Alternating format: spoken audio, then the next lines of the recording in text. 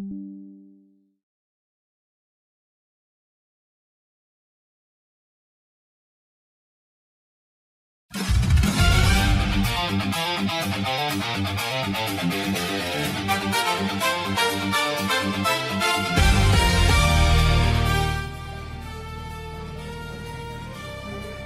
10 minutes from first pitch, so you know what that means.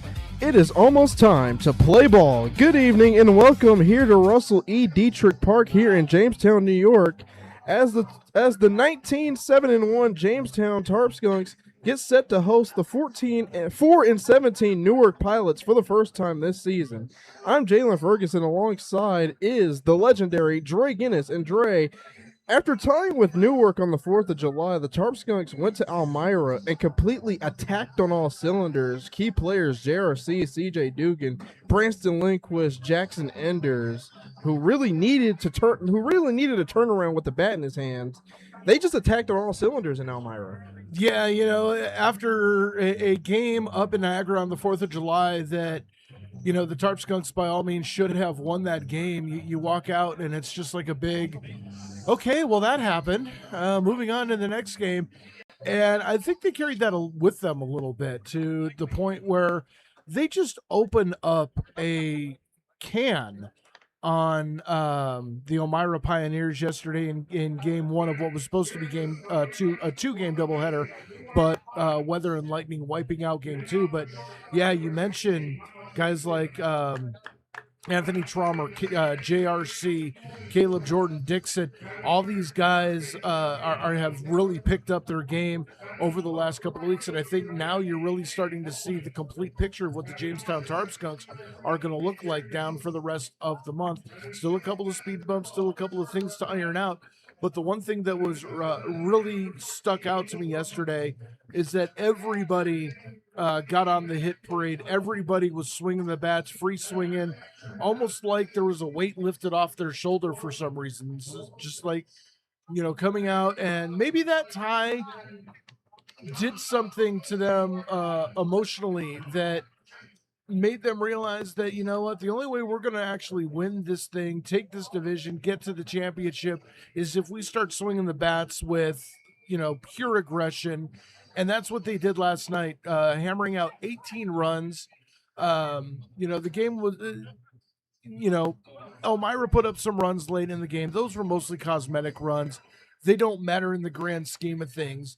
So overall, the Tarp Skunks, in their last 7 games, they've lost 1, they've tied 1, they've won 5.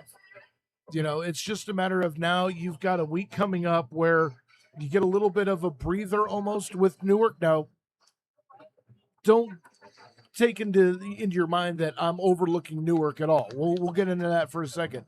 But this is probably the right bounce game before you go into a weekend where you have Batavia here on Friday. You're on the road at Geneva on Saturday. You've got a doubleheader on Sunday against Auburn, and then back to Batavia on Monday, Tuesday off, and then Batavia's back here.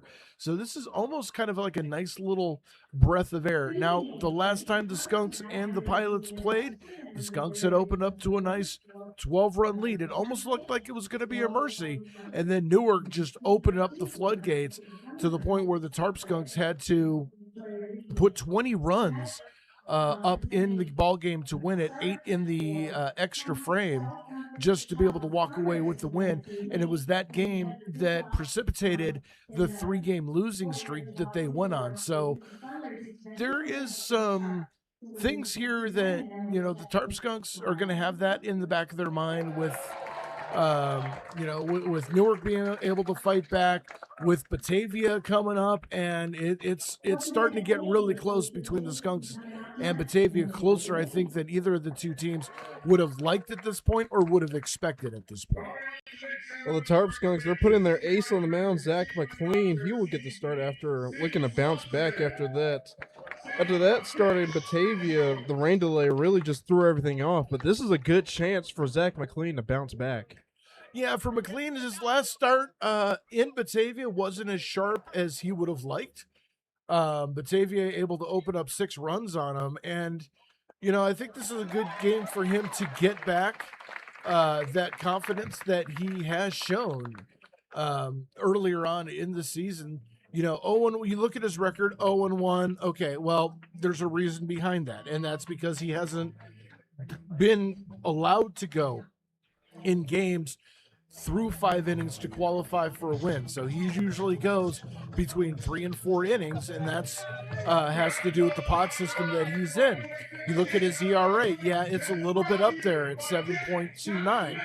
But again, that's because he's not out there throwing the amount of innings like Orion Tater has, who, you know, before he had his 2 successful strings of games back to back, his ERA was sitting north of 18-19. Now it's down to, you know, somewhere in the 8s and 9s. So, you know, stats not necessarily at this level a big deal considering the body of work. You know, for McLean, this is an opportunity for him just to go out there, attack the strike zone, go after the Pilots, and let the defense do their job. We've seen the defense over the last couple of games really pick up. Caleb Jordan out at second base when he has played there has done well. Eric Weeks has been playing at second base for about a week now and has done a tremendous job. He's going to shift over to left field tonight. But you have James Dixon, who plays almost major league level quality defense at third base. I've seen him make picks that a lot of third basemen in the major leagues haven't been able to get. Tito Kiefer has been a vacuum cleaner, and then it really doesn't matter who you're putting at first base, whether it's Nate Muncy, JRC, or Nolan Smith. All 3 of those guys are interchangeable, and they play a solid defensive first base. The outfield, for the most part, has been clean, so there are a lot of good reasons to just go out and attack the strike zone here and not worry about trying to get fancy around the strike zone, trying to dance around the strike zone, trying to spot your pitches. For Zach McLean, just rear back and throw. Well, we're going to step away for the national anthem and lineups after this.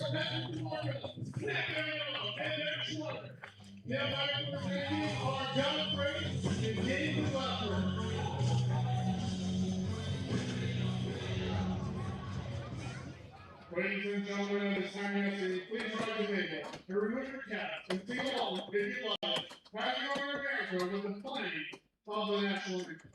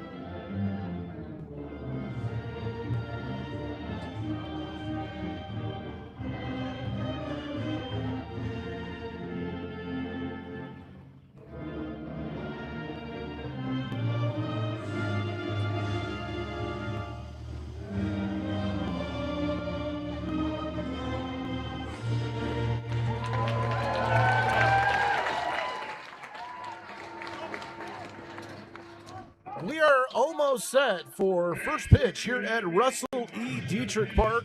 Once again, the 4-17 Newark Pilots coming in to take on the 19-7-1 Jamestown Tarp Skunks. Let's go ahead and give you the starting lineups for the visiting Newark Pilots. Leading off at shortstop will be Miles Castillo. Batting second at second base is going to be Colden Forney. Batting third, Michael DeRosa, the third baseman. The right fielder, Aiden Bolin, will bat fourth. Jeremy Sosa will bat fifth and play center field. Christopher Babkowski will be behind the dish, batting sixth. Angel Gomez will bat seventh and be the designated hitter. The third baseman, batting eighth, will be Michael DiVotavio. Batting ninth, the extra hitter, Lucas Orlovitz, and batting 10th, the left fielder, Dustin Dendieu. On the mound for the Jamestown Tarp Skunks is Zach McLean. This is going to be a 7th start, 7th appearance. Comes in with an 0-1 record. ERA actually at 5.87, 23 innings pitched, 28 hits, 15 earned runs against 12 walks, and 29 strikeouts. And he is set to face the 1-2-3 hitters for the Newark Pilots. And here to tell you all about it is Jalen Ferguson. Thank you very much. And like you said back in pregame, Joe is really experimenting on some things. Eric Weeks in left field, Paul Delanto behind the dish, usually at DH, but now he's behind the dish. But again, you want to take care of business coming back home. You don't want to take any team lightly because, like I always say, no lead is safe here in the PGCBL. Well, that's actually a great point. You mentioned taking care of business at home. That's actually been where the Tarp Skunks have had some problems. Only 6-5 at Diethrick Park. On the road, a record of 12-2-1. So a very unusual occurrence where a team that's battling for first place in the division has a better record on the road than they do at home. Well, they are road warriors. But Zach McLean here to deliver the first pitch of the ball game to Miles Castillo as we are underway here in Jamestown, New York. And the first pitch is in there for a strike. 6:34, the official time of the first pitch as we are underway. And let's give you the defensive alignments for the Tarp Skunks. From left to right, it's going to be Weeks, Moore, and Muncie out in the outfield. That one fouled on the left side. Dixon, Kiefer, Jordan Smith from third to first. Paul Delanto behind the dish. And Zach McLean on the mound. An absolutely gorgeous day, 79 degrees at first pitch under partly cloudy skies. And Zach McLean finds himself in an 0-2 count. That one, ground ball up the middle, fielded by Kiefer, throws on the first, and it's in time. And so the leadoff man is set down. So he's going to bring in Colden Forney. Well, Kiefer took a little bit of extra time to make sure he got that transition from the glove to the hand before releasing it. It was a little closer than he probably would have liked, but no worries whatsoever as there is one out in the inning. Like I said, beautiful day here today. The wind blowing in a very different position. Now the wind is blowing to our direction, which means any fly ball is going to die easier. That one is outside for a ball. Yeah, I watched a little batting practice today, and, even balls that were really loud off the bat, they would get out to the outfield quickly and then just kind of die out there. It's going to be really hard to drive a ball into the wall. A swing and a miss by Forney. So 1-1 the count.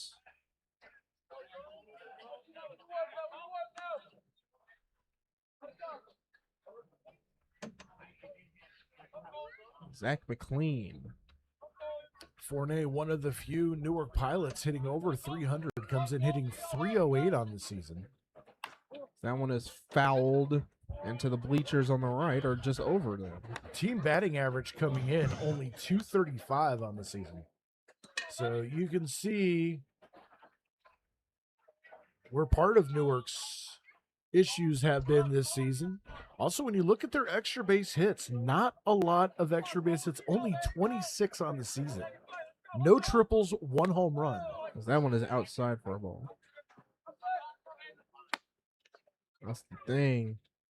Having a hard time trying to put the ball in play. No, and when they do put it in play, they're going station to station. Although you were at Newark when they put up that big rally to get back into the game. I also saw them just beat up on Batavia the other day. It's a ground ball to third base. Fielded by Dixon, throws on the first, and they got him. So 2 up, 2 down, and that's going to bring in Michael DeRosa. And Dixon has a little bit of a different style over at third on a ground ball like that. Rather than planting himself directly in front of the ball and having it come to him, he kind of sets his body offset of the ball, watches it into his glove, and by the time the ball's into his glove, he's already in position to make the throw. Very good positioning by Dixon. But now, 2 up and 2 down. Hopefully they can get out of this quickly, as that is a ground ball back to Kiefer. Kiefer goes on the first in time, and that'll do it for the Newark Pilots. They go down 1-2-3. The Tarp Skunks get their opportunity to bat after this.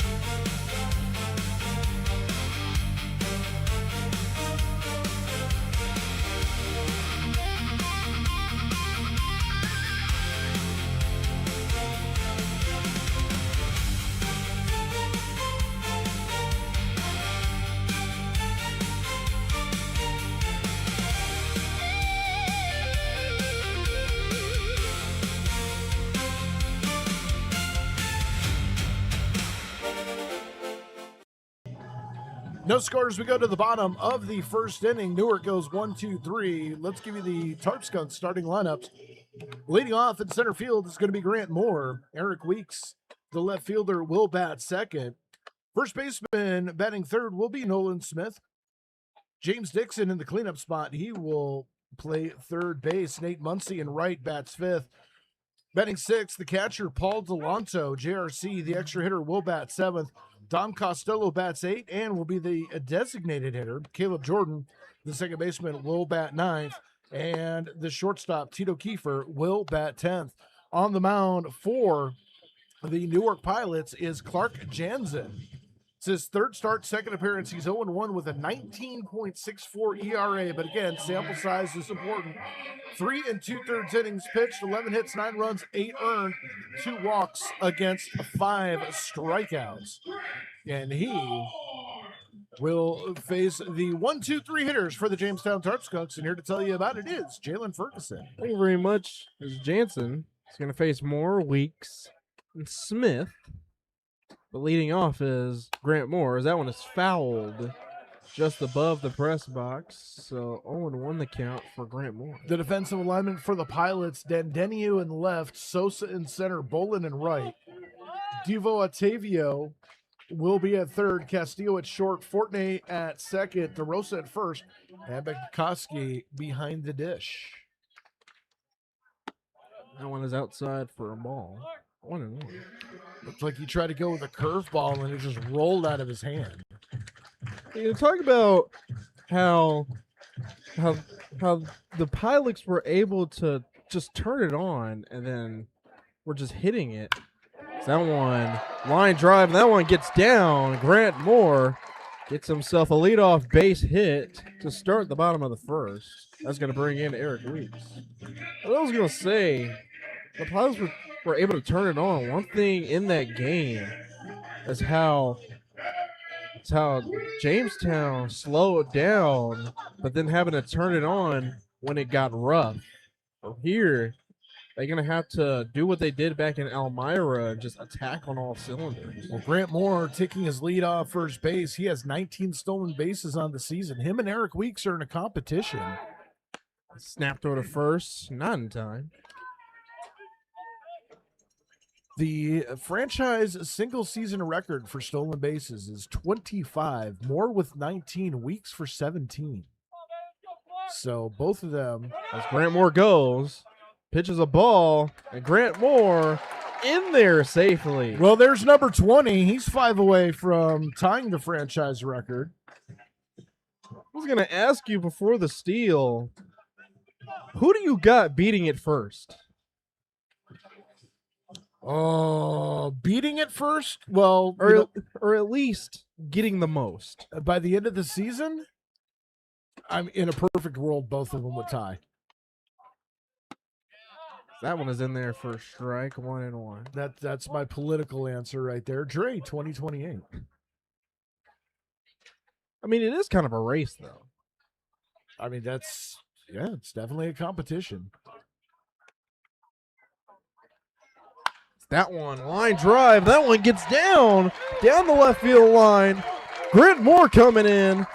Eric Weeks gets himself an RBI double, bringing in Grant Moore, and just like that, the Tarp Skunks take a 1-0 lead.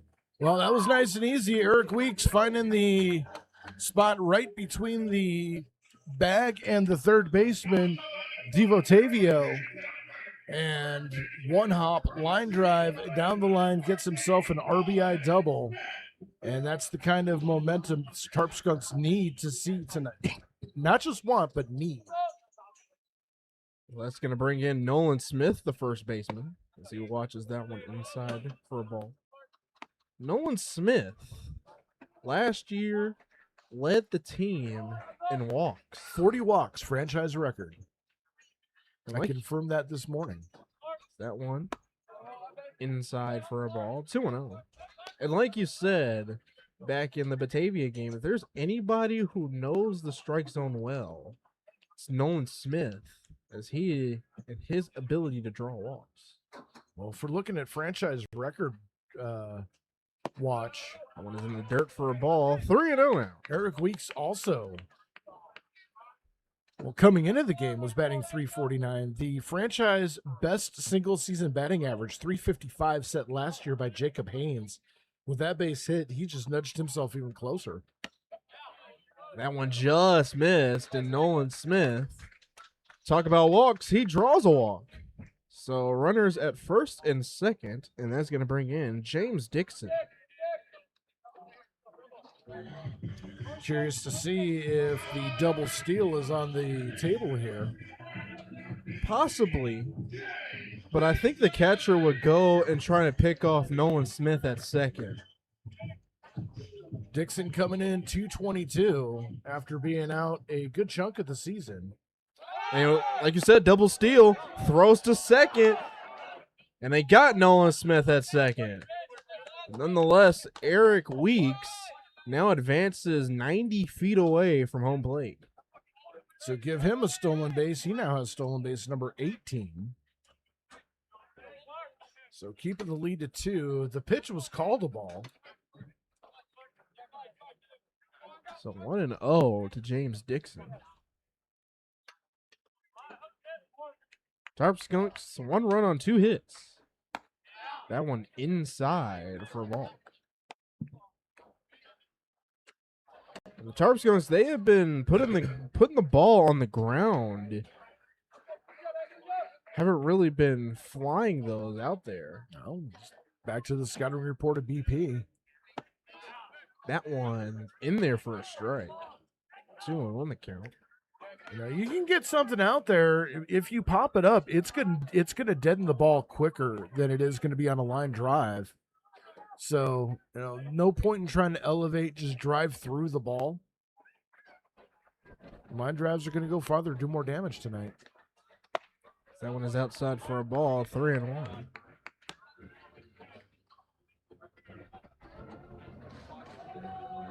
Or 2-1. I got 2 and I don't know what I got. I got 3-1. Oh, no, yeah, 3-1. Okay, I was right the first time. Swing and a miss by Dixon. And so now the count is full. Nate Muncy on deck. He really turned around. He also showed out against Elmira the other day. With the full count here, that one driven out to center field. And that one is caught. No tag up at home plate.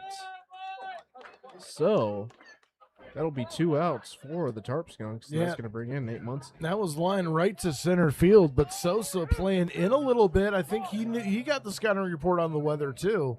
If he was playing straight up, that would have dropped for a base hit, but playing in a little bit, gave him the range, and again, a good throw in, even though it glanced off Jansen's glove. Babkowski there fielded it. It would have been a close play at the plate. Yeah, Sosa, he took a couple steps back, but then realized the ball was dying. That one just misses the zone for a ball. I want to know.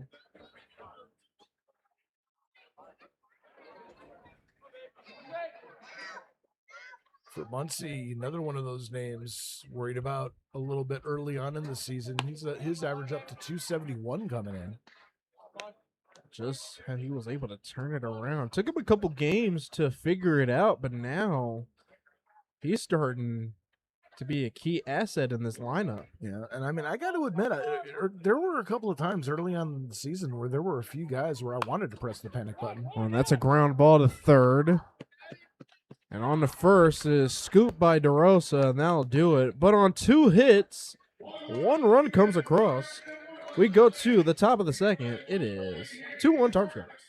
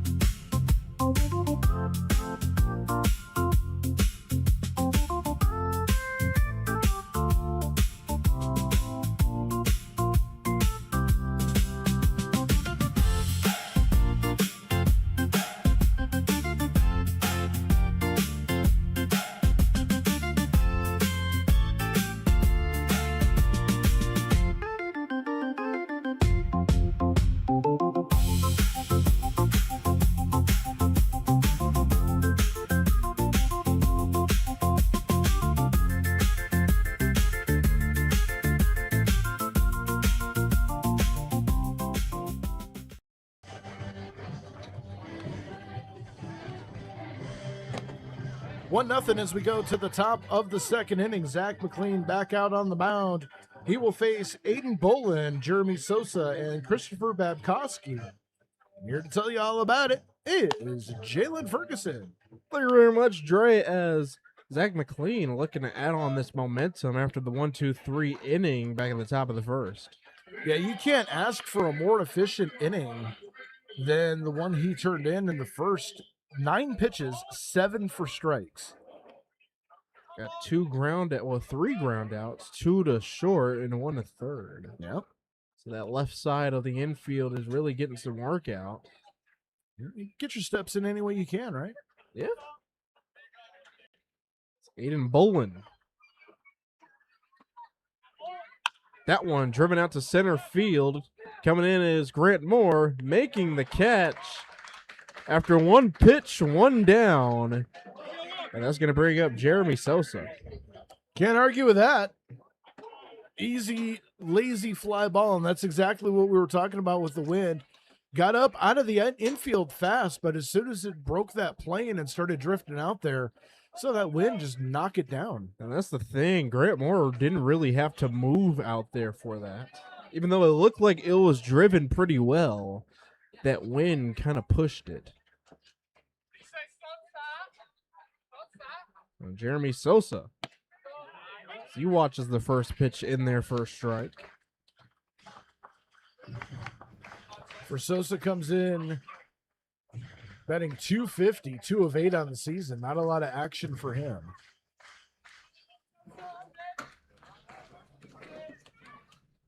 That one fouled behind the plate, and so now Sosa's quickly behind on the count. 0-2. And now Zach McLean is looking for the punch out here. It's the one thing we're missing. You've got a ground out, a fly out, just need a strikeout.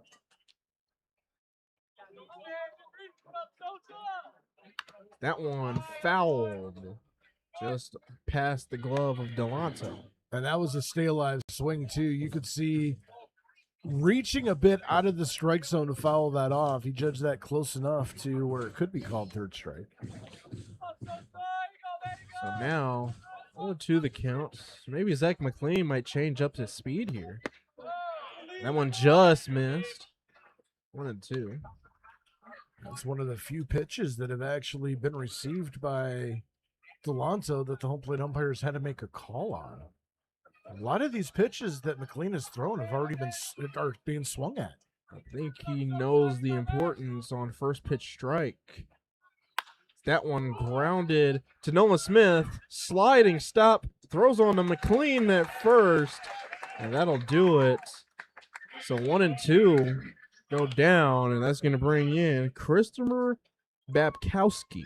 That was a nice play by Smith to get to it. And then you could almost see the wheels turning, the thought process, measuring the distance that he was to the bag, measuring where McLean was to the bag, deciding to throw instead of running it to the bag himself.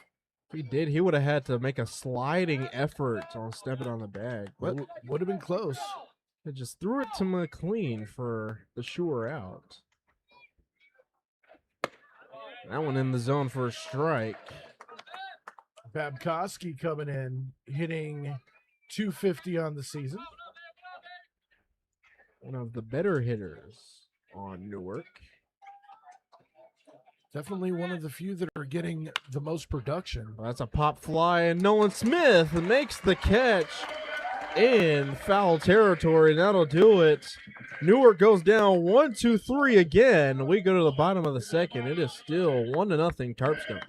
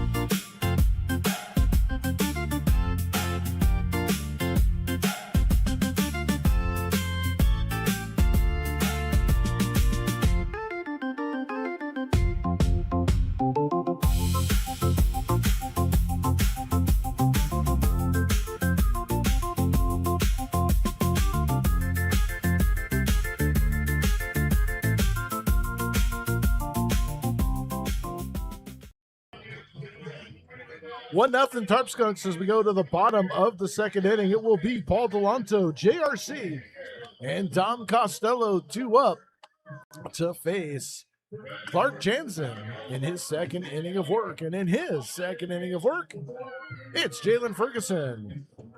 Thank you very much, Dre. That's Jansen. He will face Delanto, JRC, and Costello. And hopefully the Tarp Skunks can add on to this.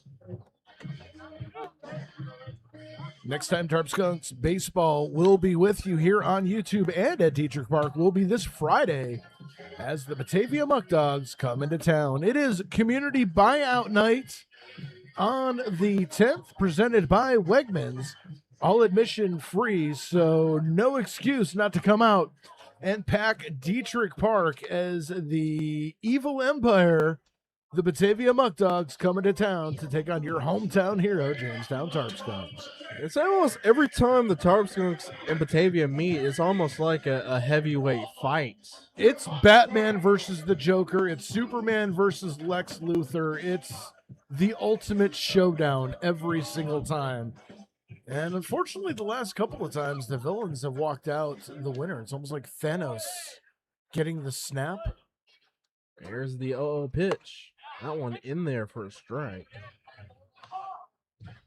I wonder if Batavia sees us as the villains in their story. There's always a 2 point of view. Probably. That's the good thing about rivalry night. That's the 0-1. That one popped up fouled. Out of play, and so Paul Delanto is quickly behind the count. 0-2. Delano, 266 on the season, does lead the team in home runs with 2. Also has the longest at-bat of 12 pitches delivered to him. You just love that stat. I really do. 'Cause that one is outside for a ball. 1-2. I mean, it really shows how you're able to fight.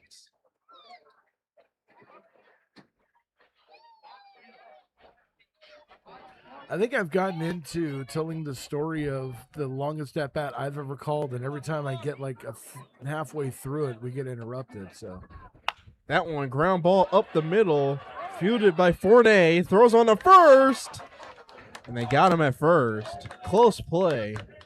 Paul Delanto was sat down. That's going to bring in Joaquin Rodriguez Costa, JRC. Got him by a half a step, but a good play by Fournier over at second base, collecting the ball on the shortstop side of the bag and making a cross-the-body throw to get Delanto. So that's going to bring in JRC. JRC with a monstrous night in Elmira. 4 for 4 to get his batting average up to 313 on the season. That one, line of first, screaming off the bat, but fielded in by DeRosa at first. So that is quickly out number 2. You know, as much as a disappointment as it is for a hitter when he hits something like that, he'll walk back to the dugout going, all right, that one felt good. It just was hit right at someone. Next time, it's going farther. That's going to bring in Dom Costello.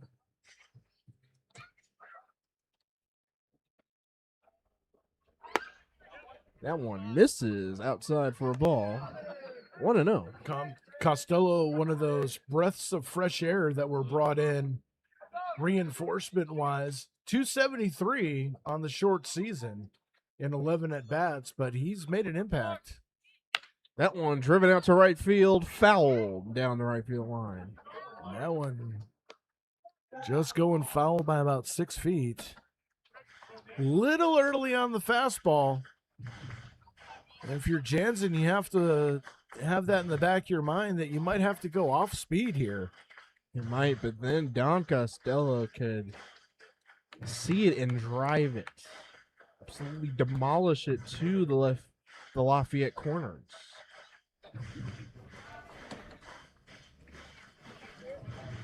And a 1-1 to Dom Costello. That one fouled on the left side. Like you said, Dom Costello, breath of fresh air. Him and the cavalry showed up when the Tarp Skunks needed it. Yeah. Him, Nolan Smith, and Spitaleri. This team is primed and ready to go for a deep run this season. It's 1-2. That one outside for a ball. Another newcomer that I forgot to mention was Boynar, and he got the start back in Niagara on the 4th of July. He had to go through the prod system as he only had 3 innings of work. Oh, yeah, he did a good job. We'll get some info on him. That one is outside for a ball. Now it is 3-2. Good job by Costello to work the count to a full count.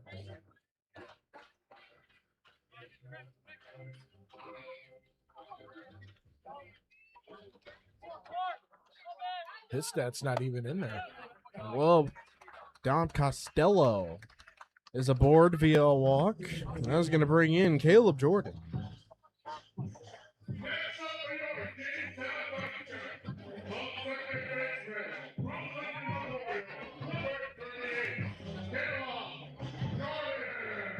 Caleb Jordan is another one of those names that really turned it around. He's got his average up to 257 on the season. Couple doubles, a triple, 20 RBI. So again, that quiet success that he has been having. The first pitch down Main Street for a ball, or first strike. 1-1 the count to Caleb Jordan.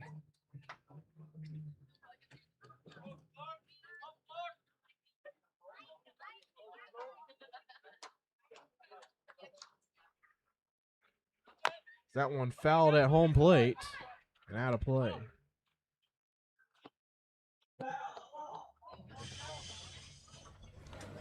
Caleb Jordan quickly behind in the count 0-2. He's going to have to protect here.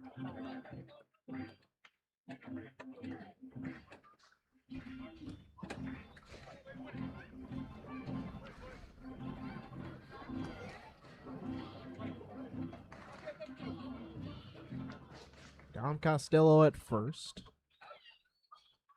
He looks like he wants to run. Did a fake steal on the previous play. Early break, hit and run, fielded by the first baseman, tossed to the pitcher, and he's out at first, and that'll do it. One left on. We go to the top of the third. It is still 1-0 Tarp Skunks.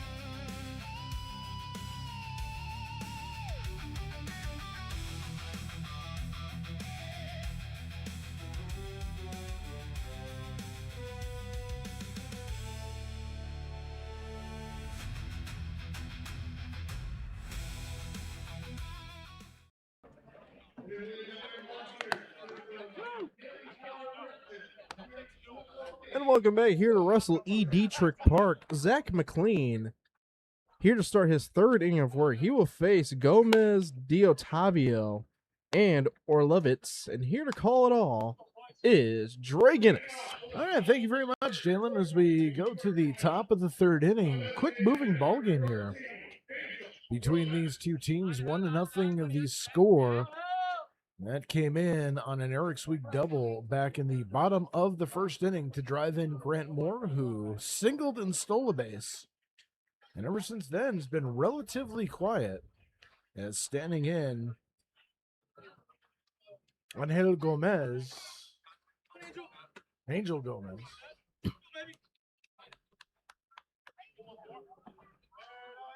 He comes in hitting .262, and the first pitch is fouled back. 0-1 the count. I love how Angel Gomez, he shook hands with the catcher and umpire before stepping in the box. That's good sportsmanship. Love to see that. McLean comes set. That one on the outside corner for a called strike. And the count goes 0-2. McLean has just been throwing strikes. Very important how first pitch always has to be strike.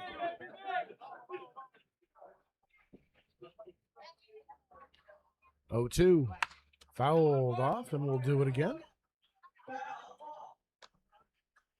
Jake Boynar on Saturday pitched a record 2 innings pitched, 3 hits, no runs, no walks, 1 strikeout.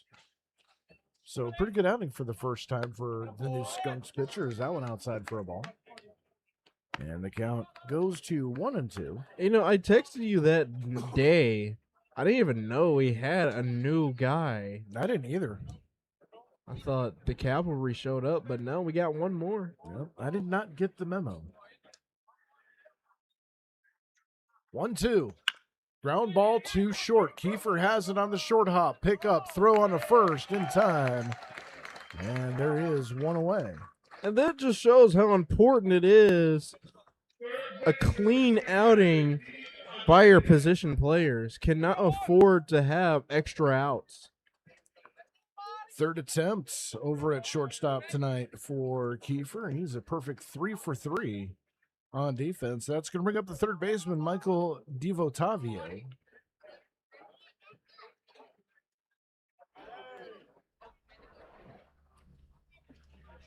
As he comes in batting .238, takes the first pitch he sees for a strike. And it is 0-1, and that's, again,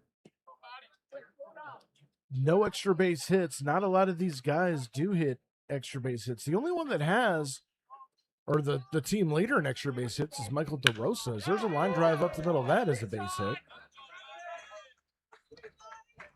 Like you said, they've been moving station to station as he just got himself a single. But again, not really driving it into those gaps. And with the wind blowing our direction, that's not really going to help them. No. As Lucas Orlovitz stands in. That is the first base hit for Newark in this game.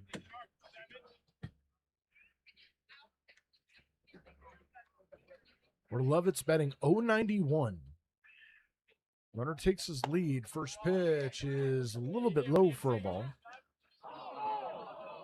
Held up in chime, according to the field umpire.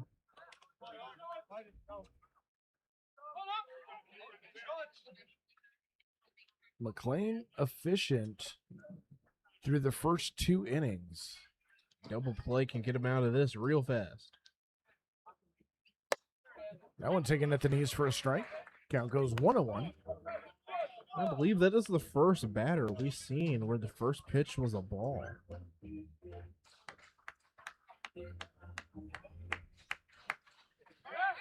Snap throw over to first.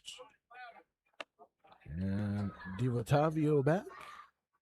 Remains 1-1. And yeah, you're right. First pitch strikes have been on the menu here tonight for McLean.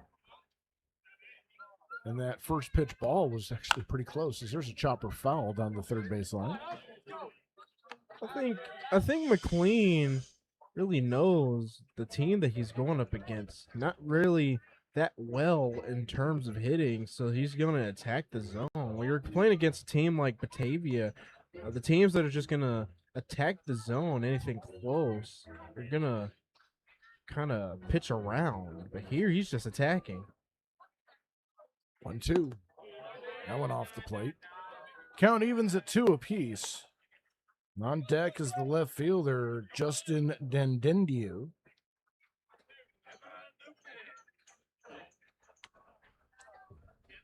And unlike the Skunks, where there's balance in the order top to bottom, Newark's is pretty top heavy with the 3 and high 200 hitters at top. A swing and a miss. And down goes Orlovitz for the first strikeout of the afternoon for Zach McLean. And with 2 down, that's going to bring up Justin Dandino. But as I was mentioning, the top part of this Newark lineup, heavy with your 300, your high 200 hitters. The bottom of the lineup is where you're finding your under the Mendoza line hitters. Kind of reminds me of the Tarp Skunks earlier in the season. First pitch outside for a ball, 1-0. The Tarp Skunks early in the season, they were very top heavy, but the thing is, the difference is that top half was hitting triples, doubles, hitting them in the gaps, so the bottom half of the lineup didn't really need to worry. They were launching cannonballs from home plate. Next pitch comes outside, 2-0. Back to the top of the order, Miles Castillo on deck. If Dandino can extend the inning.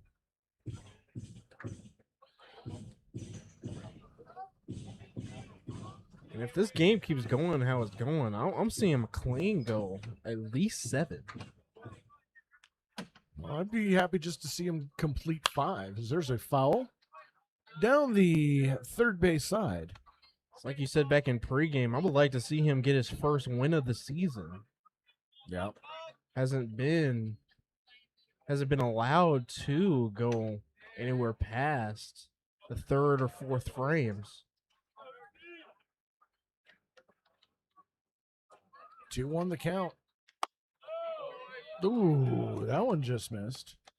And the count goes 3-1.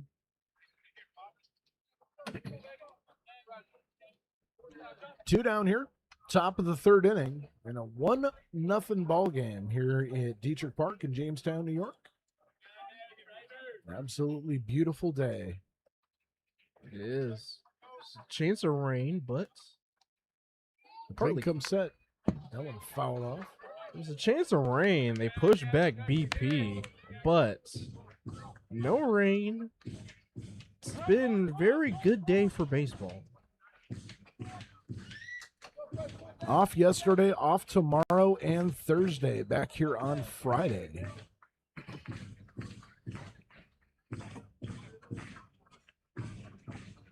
Hope to see everybody out here at buyout night against the Batavia Muck Dogs. Runner goes. That pitch taken,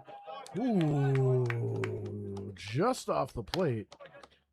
And a walk now with 2 outs, 2 on. That's going to bring up the top of the order for Miles Castillo.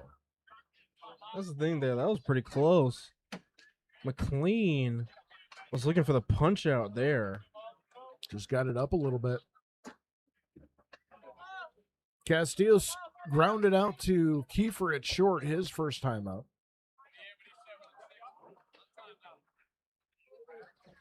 McLean checking the runner at second.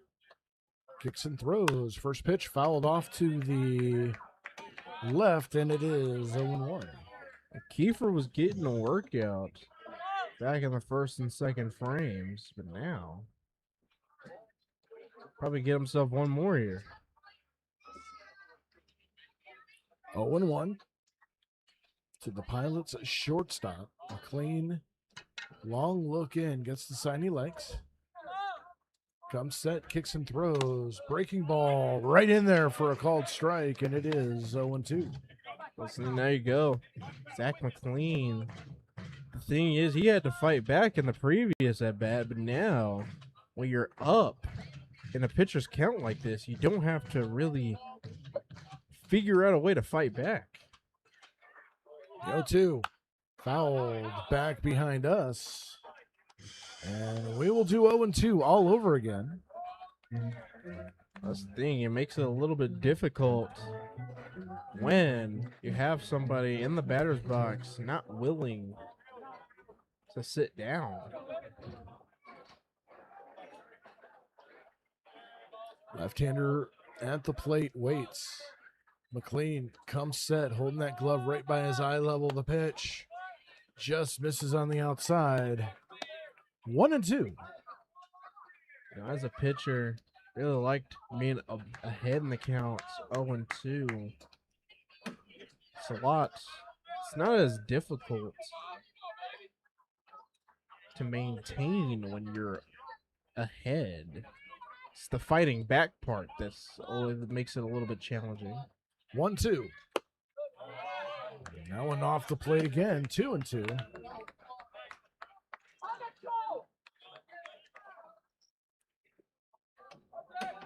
DiVottavio at second. Dandino at first. 2 down here.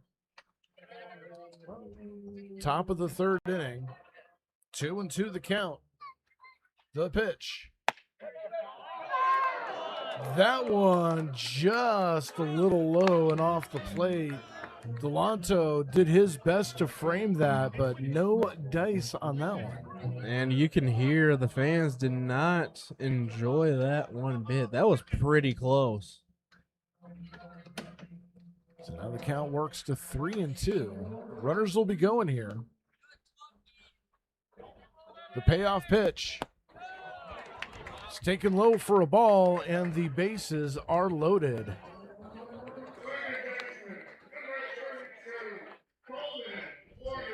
Again, he had some pretty close calls there, but that's the thing, when you lose the batter, it's got to be frustrating.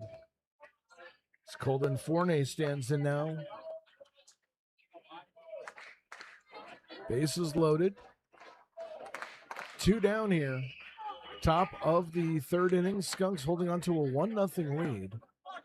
Zach McLean, who started off cruising, has hit a little turbulence here against the Pilots. The first pitch in the dirt for a ball, and it is 0-1. It's going to be important for Delanto to block here, as there is a runner 90 feet away. Anything past Delanto could score a run there.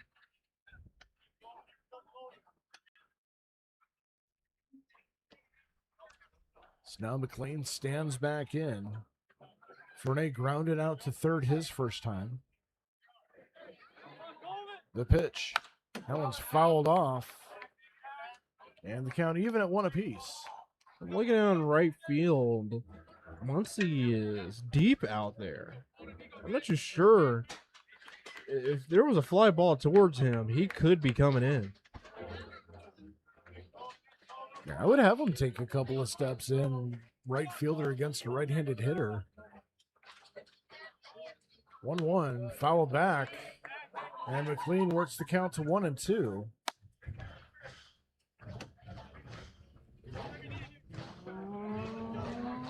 Was in this situation a little bit earlier before he walked Dandenau. Again, he's going to have to look for the punch out. Maybe an easy routine play to one of the infielder. Just something to get out of this. The 1-2, foul off again. Unfortunately, that one was fouled and not into the glove of Delonto.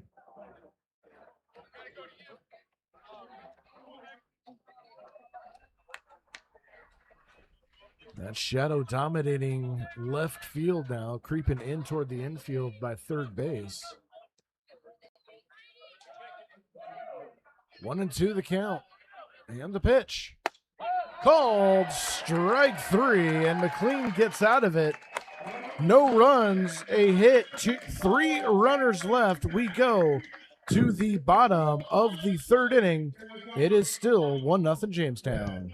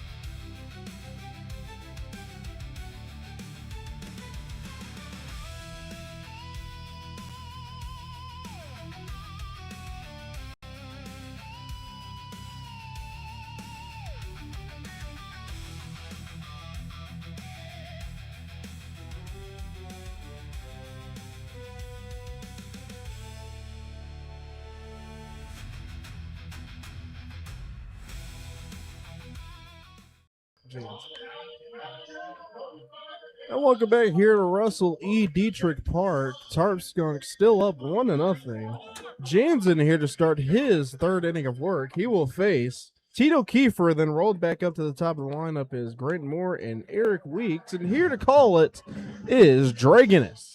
Thank you very much. Yeah, Clark Jansen starting his third inning of work. And, you know, we talked about his stats at the beginning of the game, coming in with a 19.6 ERA in 3 2/3 innings. I said, you know, don't judge it off a small sample size. And based on this sample size, he's done a pretty stellar job keeping the Skunks in check here as Tito Kiefer stands in. His first at bat of the afternoon is a curveball that spins a little bit low for a ball, 1-0. I think what it is Jansen's velocity is not as fast as you would think. So it's really hard to time up. He's more of a junk baller. As there's a hard shot to third, one hopper picked up, throw on to first in time. And Kiefer is retired on 2 pitches.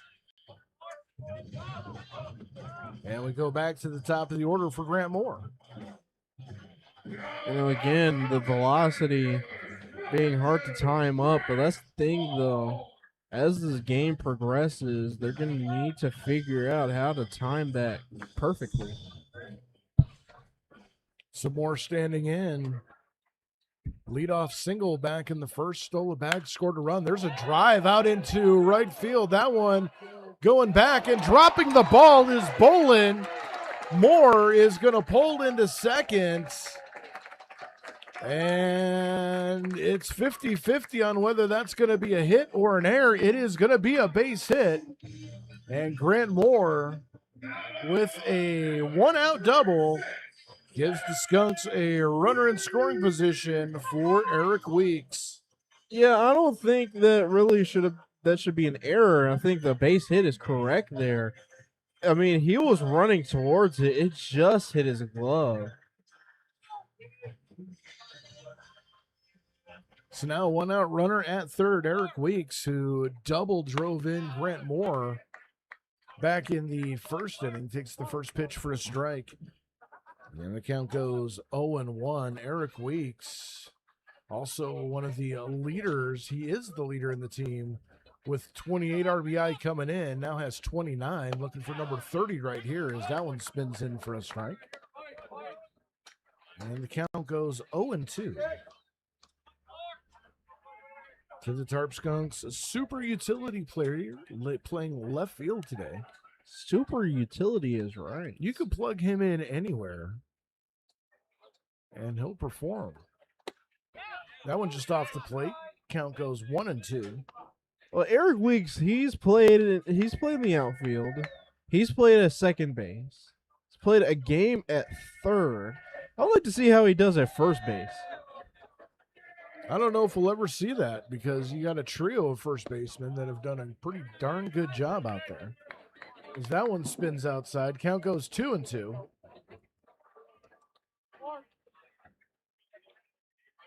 I mean, like you said, Eric Weeks, super utility.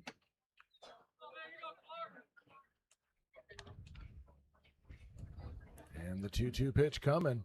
Swinging, there's a pop-up down the right field line, giving chase, but just out of everybody's reach.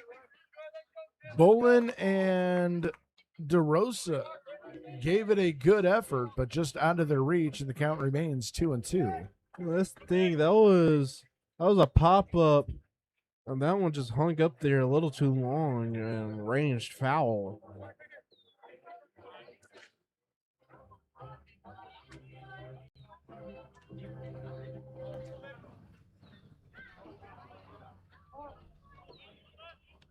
Two and two. Moore takes his lead off second. And the pitch. There's a pop-up on the infield, straight up. Jansen called off, and in foul territory, it's Babkowski who makes the catch, and there are 2 outs. Well, he popped up the foul ball, and then he popped up that one. He was really getting under it. And I don't know why Jansen, coming off the mound, was making a play for it. You never want to see your pitcher coming in to make a play on that. That's either your catcher, your first or third baseman. That's their job. Well, I remember back playing in high school, anything behind the plate popped up. That is priority the catcher there. As Nolan Smith stands in, he walked his first time up, takes the first pitch he sees for a ball, 1-0. 2 down now with Moore at second. Tarp Skunks a run on 3 hits, no errors. And Grant Moore just got picked off trying to steal third. Heading back to second, the tag, and they got him. So Moore picked off first. We go to the top of the 4th inning. It's still 1-0.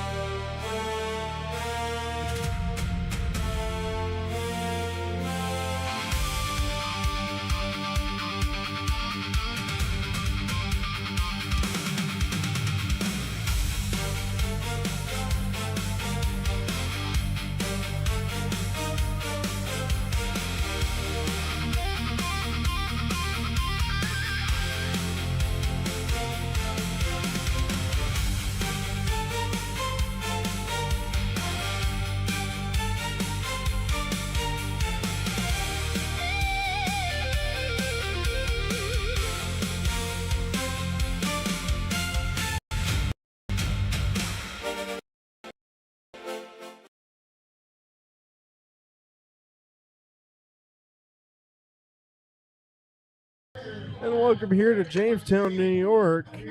Tarp Skunks still up 1-0. Zach McLean here to start his third inning of work. He will face DeRosa, Bolin, and Sosa. Here to call it is Trey Guinness. All right, thank you very much, Jalen. As we go to the fourth inning in a 1-0 ball game, Grant Moore picked off as he's trying to steal third. He got a little ahead of himself there. And it's going to be DeRosa, Bolin, Sosa. Zach McLean back on the mound for his fourth inning of work.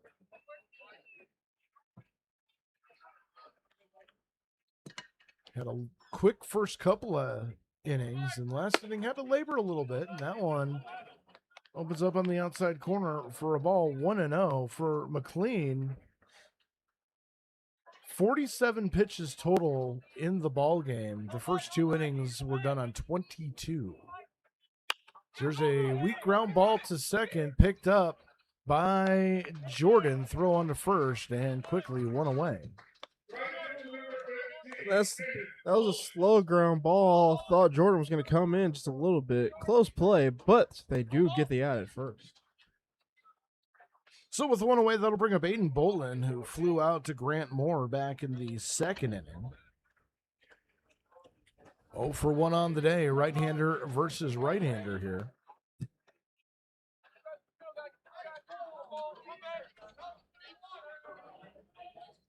And McLean kicks and throws. First pitch outside. 4-1. And McLean here, start his fourth inning of work. He has just been cruising in the last 3 frames. Batavia's taking a 4-1 lead over the Geneva Red Wings. Is that one taken for a strike?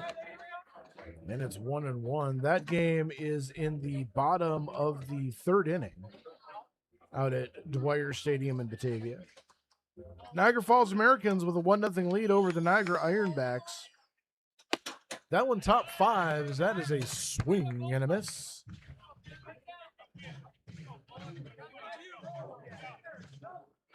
Amsterdam with a 1-0 lead over Saugerties. Glens Falls and Mohawk Valley no score. That one in the top of the third inning. And Boonville with a losing 9-7 to Utica.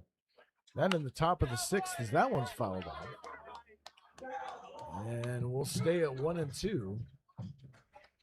I just gotta ask, because Amsterdam, didn't they have like a 20-game win streak?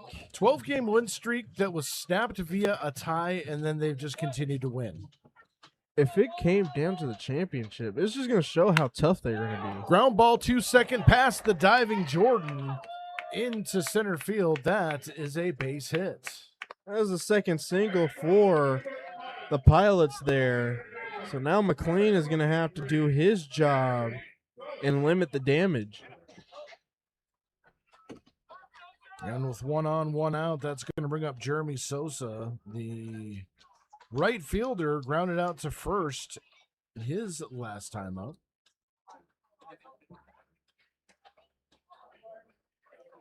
Part of the first 7 in a row set down by McLean as a snap throw over to first. And Bolin is back.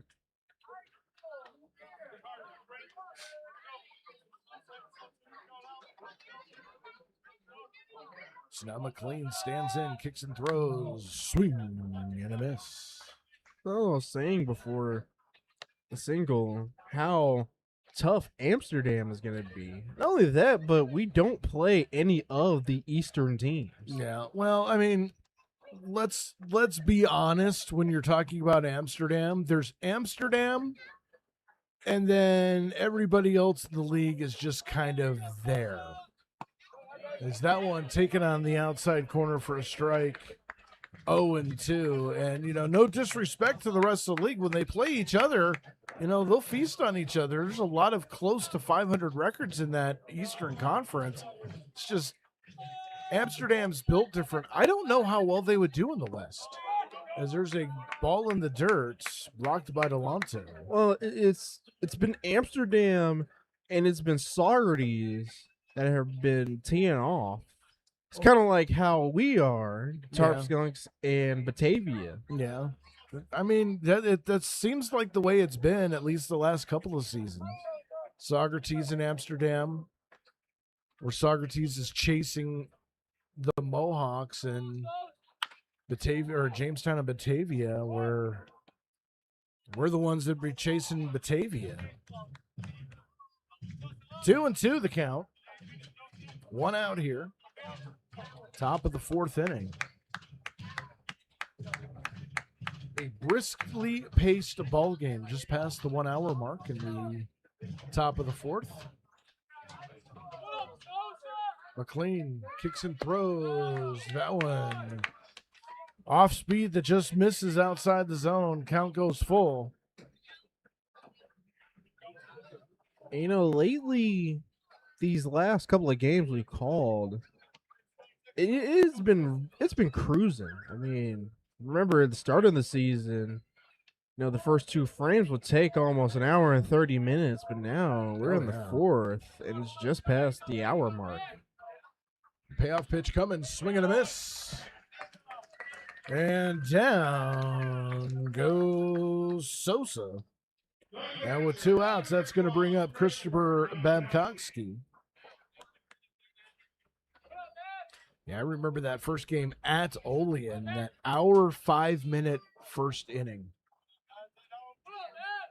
That 4-hour marathon. Remember the one, like you said, at Olean. That game number 2 of the season. That game, like you said, 4 hours and the temperature dropped. As Babkowski stands in, first pitch outside for a ball. He popped out to first, his first time up. And in this one, he's ahead 1-0.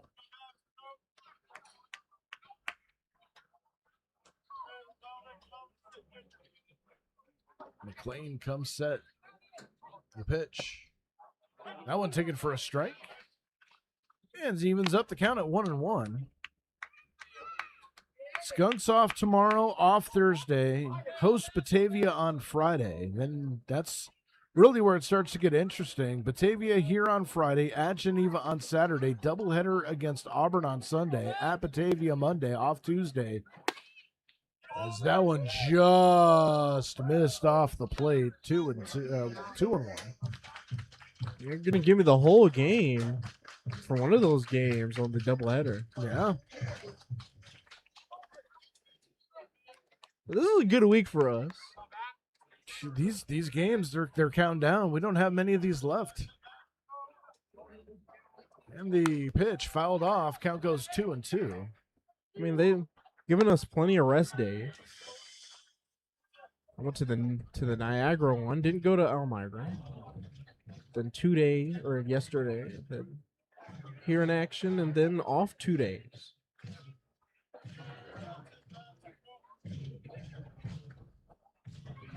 2-2, 2 out.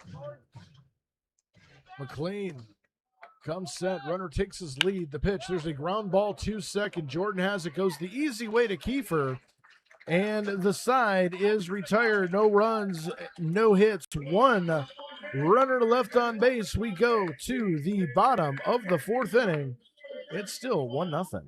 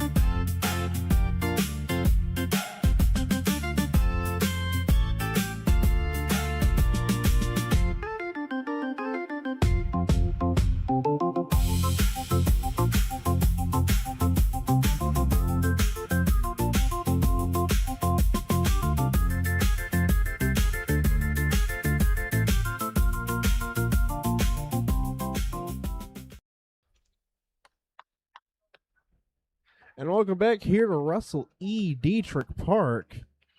Jamestown Tarp Skunks still up 1-0 as we get set for the bottom of the fourth. Jansen here start his fourth inning of work. He will face Nolan Smith, James Dixon, and Nate Muncie. And here to call it is Dre Guinness.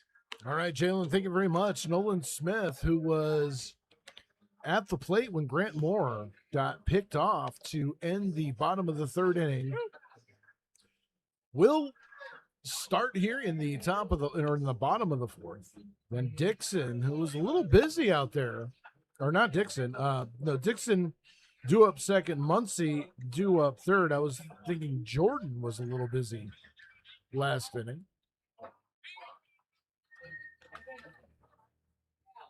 But he's not batting till much later in the order, so that just completely threw away my whole transition. Clark Jansen has done a pretty solid job here. Yes, but the Tarp Skunks has to figure out the velocity here. Got to time it up just right. He's given up 3 hits, a couple of walks, has not struck out anyone. Smith stands in. First pitch, taken for a strike, 0-1. Hasn't struck in anyone. In recent games, the Tarp Skunks have been striking out a lot more than we've seen. No, Nolan Smith called out on strikes went back and watched the other night. And the pitch that he argued that he got ejected on, he was fully within his rights. That pitch, when you pause it, zoom in on it, and watch where it crossed over inside the inside line of the left-handed batter's box. Line drive right to second. Nice glove by Forney, and quickly one away. And that's another line drive out for the Tarp Skunks. Again, line drives are going to be crucial in this game. However, you got to hit line drives in the gaps. As James Dixon stands in, flew out to center his first time up.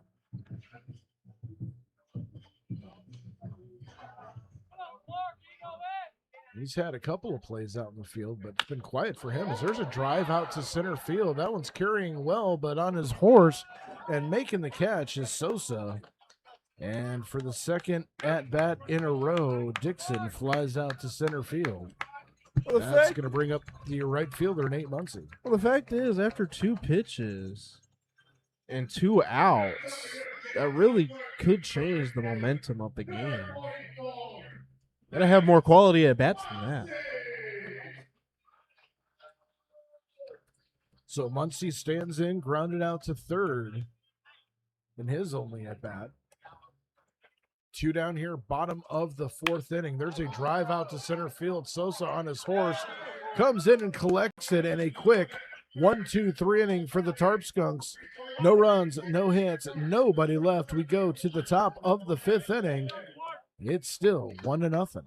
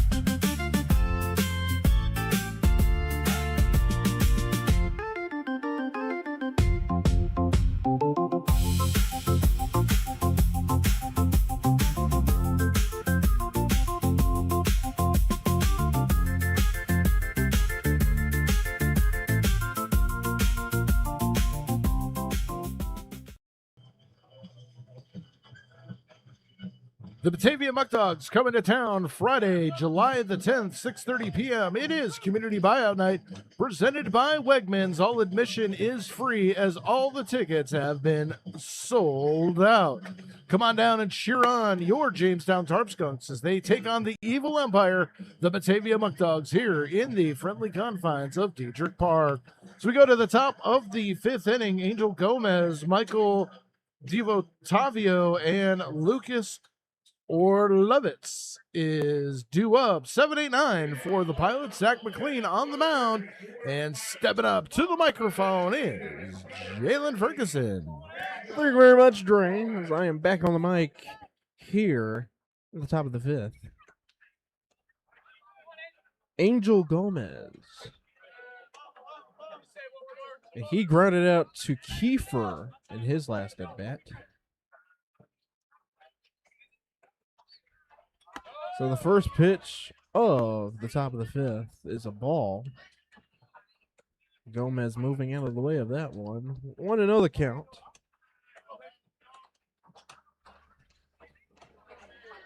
Zach McLean throwing 22 pitches that last inning. Swing and a miss. So now it's 1-1. He would like to have the kind of 1-2-3 inning that Clark Jansen just had. I don't even think Jansen even threw 10 pitches in the last inning. That one is in the dirt for a ball. 2-1. Well, we said we wanted to see McLean get through 5. He's gone into the 5th a couple of times, never completing the 5th. I'd like for him to get a win here today. Absolutely. I mean, he's sitting with an 0-1 record. We got to change that. That one's fouled behind the plate. 2-2 the count. You know, for a 4-17 record, it would be easy, and I'm sure that there may be some people in our position that would, you know, make fun of Newark and look down on them. There's a lot of fight in this team. There is. That one just missed. Now the count is full. 3-2. That one, I don't know if it was a couple of millimeters off the black, off the outside corner or not, but that was really close. That was really close. Stone cold take by Gomez. You know, they gave us a tough run at their place. They whooped up on Batavia in their place. And that one rung them up. No question about it that time.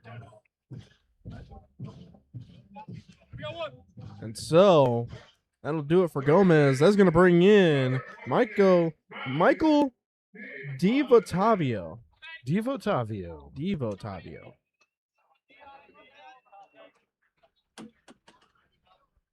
Fourth strikeout for McLean. So he had none the first 2 innings, but 2 back in the 3rd, 1 in the 4th, 1 here in the 5th.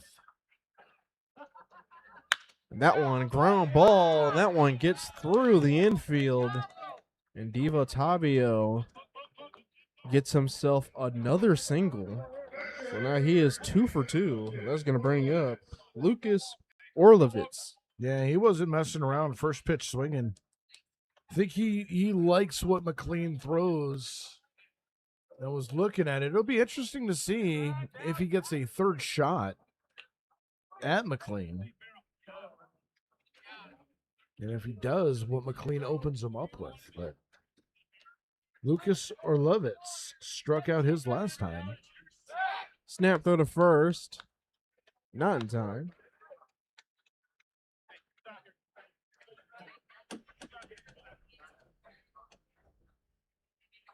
It was actually the first strikeout for McLean in this game.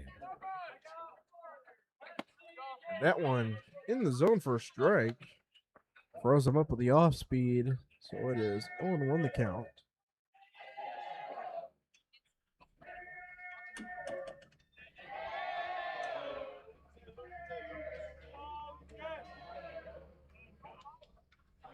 A swing and a miss by Orlovitz. And so now it is 0-2 the count. It's a good sounding crowd out here tonight.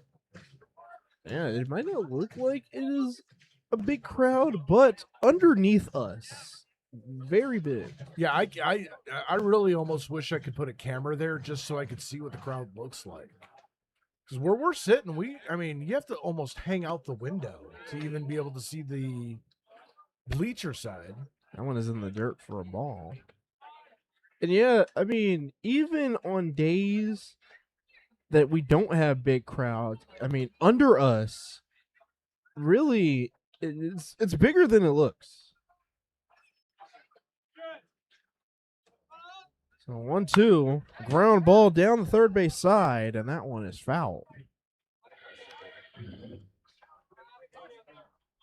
So we're gonna do 1-2 all over again. You know, that's one of the things. As much as I like the camera setups and the fact that we're the only in the PGCBL Western Division. Can't speak for the East, but in the Western Division, only multi-camera setup.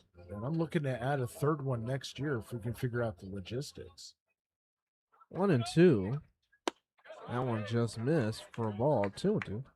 And I remember you saying your idea was either to put it right behind home plate or to put it out there in center field. Well, center field, the logistics to getting a camera out there are just too ridiculous to make it feasible. That one, ground ball to Kiefer. Kiefer, good stop. And no throw, as all he gets is a stop. So that might be an infield single for Orlovitz. That's going to bring in Justin Dandenio.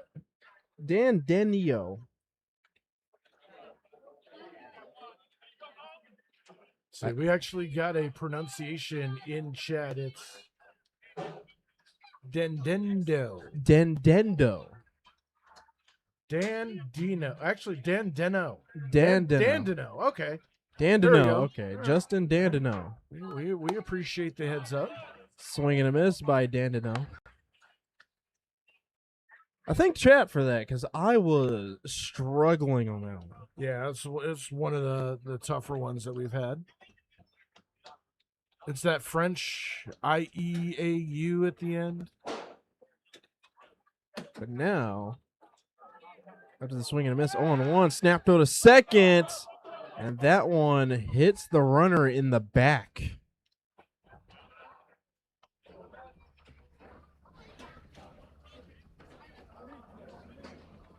That could have been awkward. They gave Kiefer an error on the previous play. I think it's because of on the transfer. Did not get a good glove on that. Well, at least now we have an answer.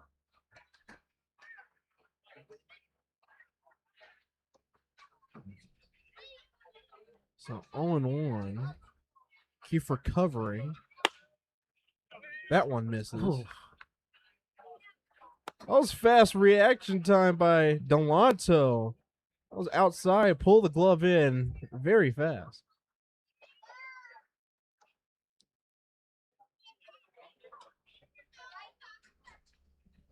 Now 1-1 to Dandino.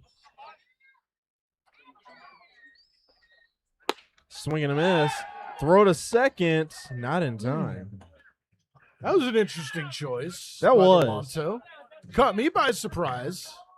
You know, usually you will see Branston Lindquist or Fetchick throw to first. Sometimes even third. The throw to second. That's interesting.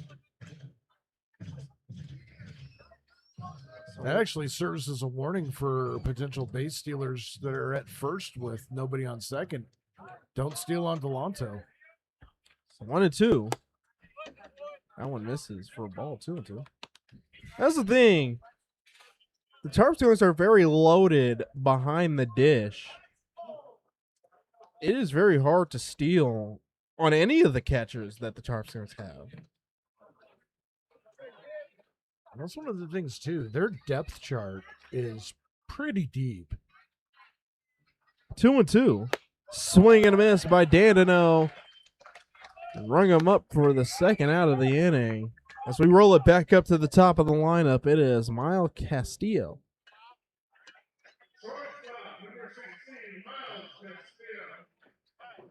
Castillo with a walk and a ground out. 0 for 1 officially. Left-hander making me switch the cameras. Diethrick at second. Orlovitz at first. Miles Castillo. That one outside for a ball, 1-0.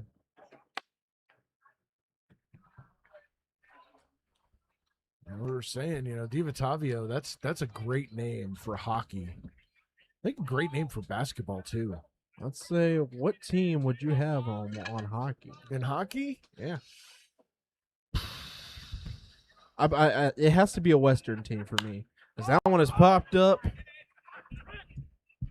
And making the catch is Eric Weeks to retire the side. 2 left on 1 hit. We go to the bottom of the 5th. Tarp Skunks still up 1-0.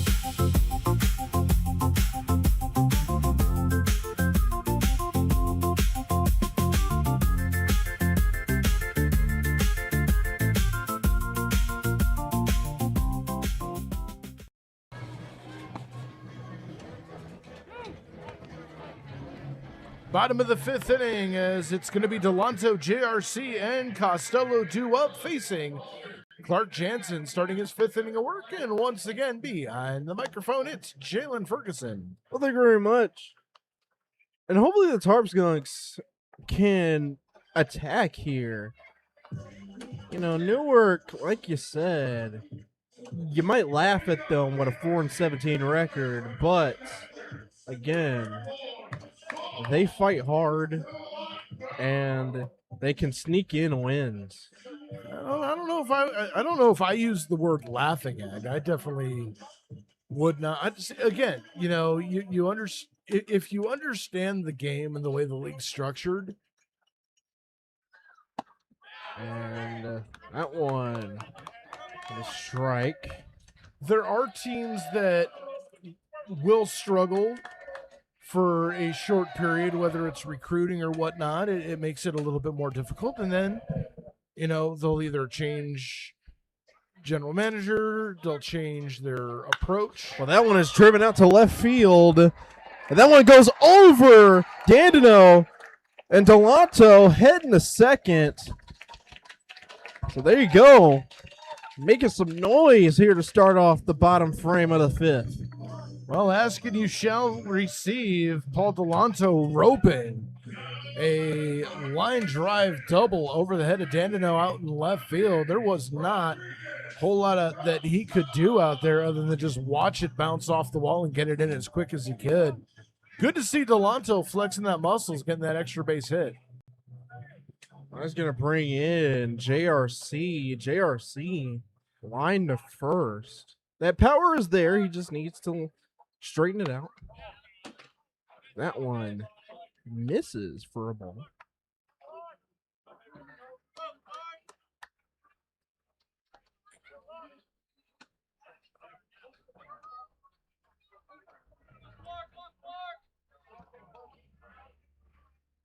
That one down the first base side, foul.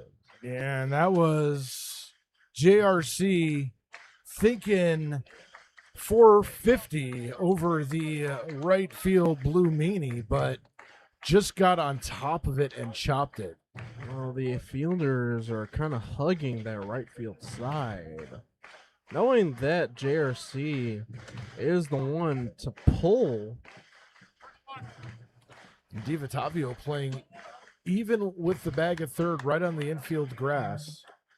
DeRosa's taking about 4 or 5 steps behind the first base bag. So they're respecting the power coming off the bat.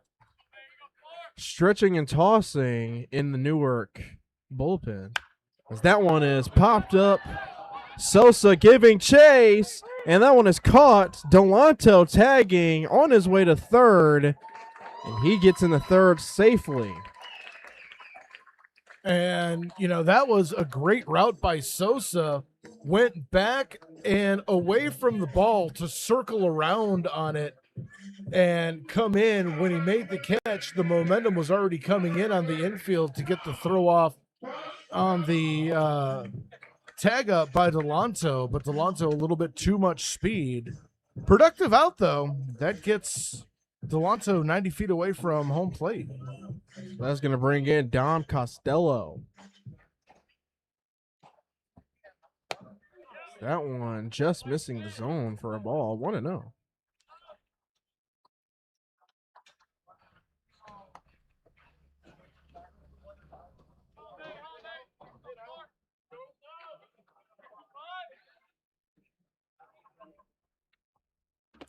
That one missing again. 2-0 to Dom Costello.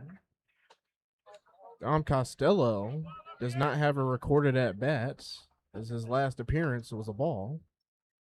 Or base on ball, so that was a walk. 2-2 the count to Costello. That one inside. 3-0 now. Infield playing in on the infield grass.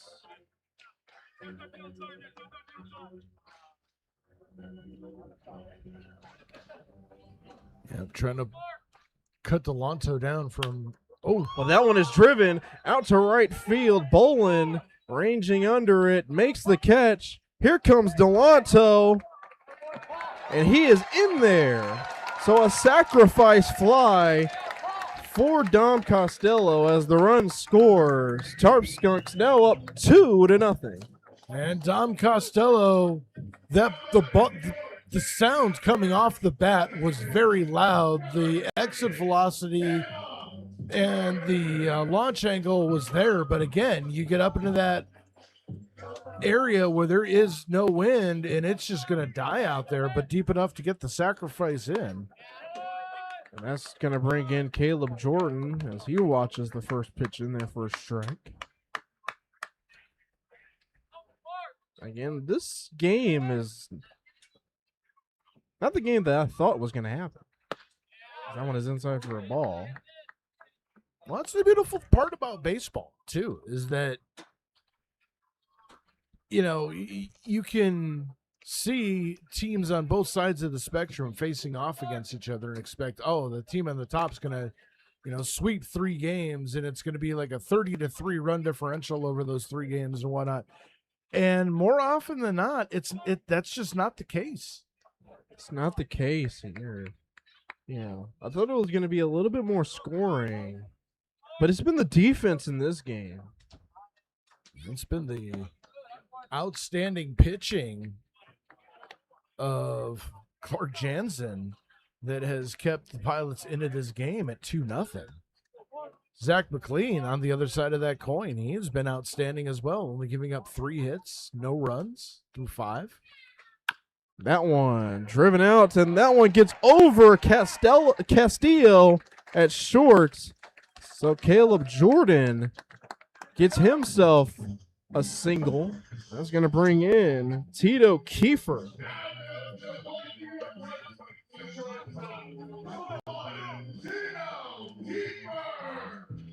So Tito Kiefer standing in, grounded out to third base in his last at bat.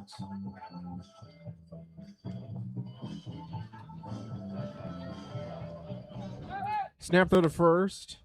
Almost got away from DeRosa, but not in time anyway. And I got to wonder with Newark, I mean, Jansen, Yeah, he had 3 2/3 innings up into this point. Why is this only his first start or second start? Well, that one driven out to left field. And making the catch is Dandino, and that'll do it for the Tarp Skunks. But on 2 hits, 1 run comes across. We go to the top of the 6th. Tarp Skunks up 2-0.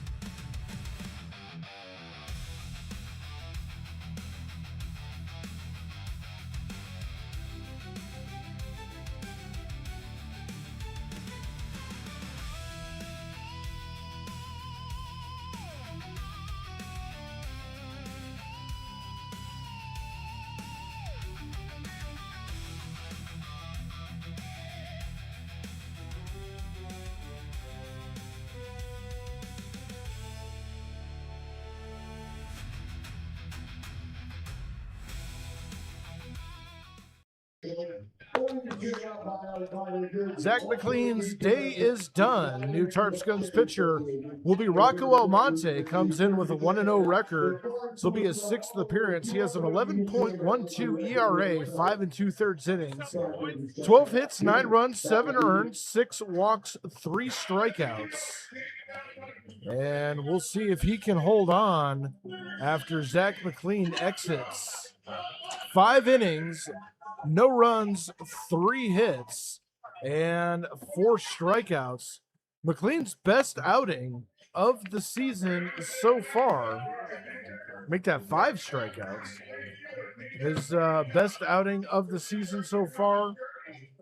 86 pitches, 56 4 strikes. So we'll see if Rocco Almonte can hold down here.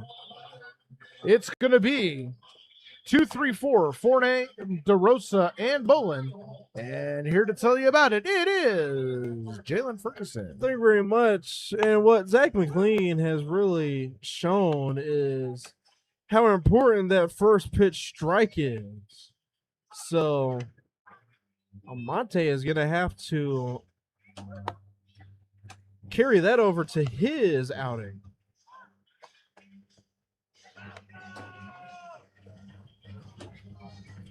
Jamestown Tarp Skunks host the Batavia Muck Dogs this Friday, July 10th, 6:30 p.m. for the first pitch. It is Community Buyout Night presented by Wegmans. Come on out and enjoy a free night of baseball, free admission for everybody, as all the tickets have been purchased and are being given out to everybody. Come on down and support your Tarp Skunks as they take on the evil empire, the Batavia Muck Dogs, 6:30 for the first pitch. And when you say the evil empire, I just think of the Star Wars theme just going off in my mind. Oh, yeah. What is that? Empire Strikes Back? The Imperial March.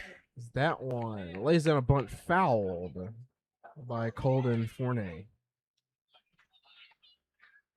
No, the Imperial March, that was like one of the first pieces of music after the original, the original Star Wars.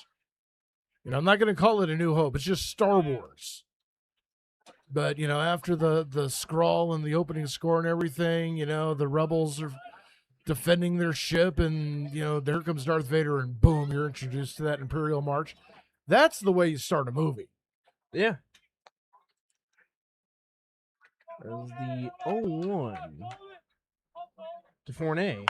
That one, slow ground ball past Rocco Almonte, fielded by Caleb Jordan, and it is in time. And so they get the leadoff man. That's going to bring in Aiden Bolden. That was pretty slick on Jordan. Circled in around that ball. It was a slow chopper. Thought Almonte might have a shot at it. Once he saw he didn't, kind of came in, scooped it, and with the underhand flip to make sure that it was accurate to Smith. And, that's one thing, too, that we're seeing here is we're actually seeing the development of the rest of the chemistry coming together on the team. That one is in there for a strike. Michael DeRosa, my bad, is at the plate right now. You're seeing some of that chemistry, especially with the middle infield.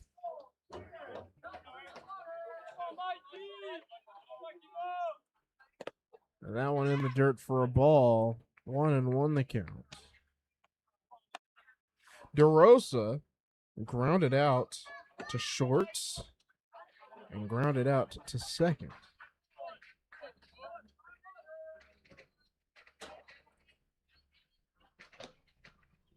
So now all he needs to do is ground out to third, and he's got the 4, 5, 6. Not in order, though. That one misses for a ball. 2-1.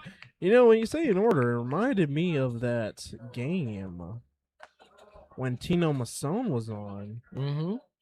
Pop out to, what was it? It was pop out. Second, third, and short. 4, 5, 6 in order.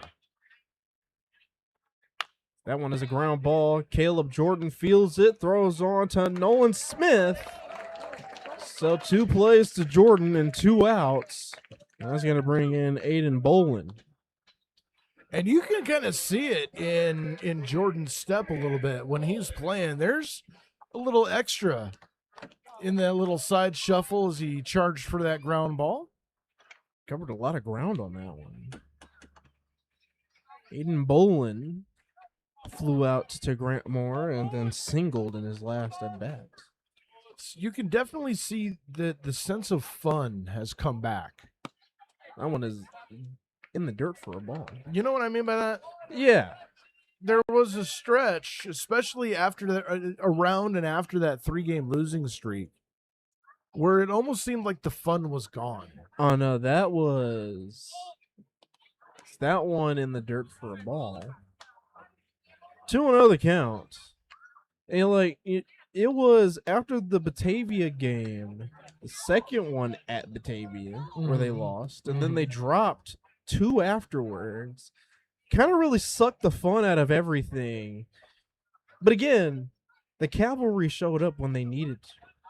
And I think I made a comment at that point in the season is, how they follow up after that 3-game losing streak is really going to show us the character and the character of this team.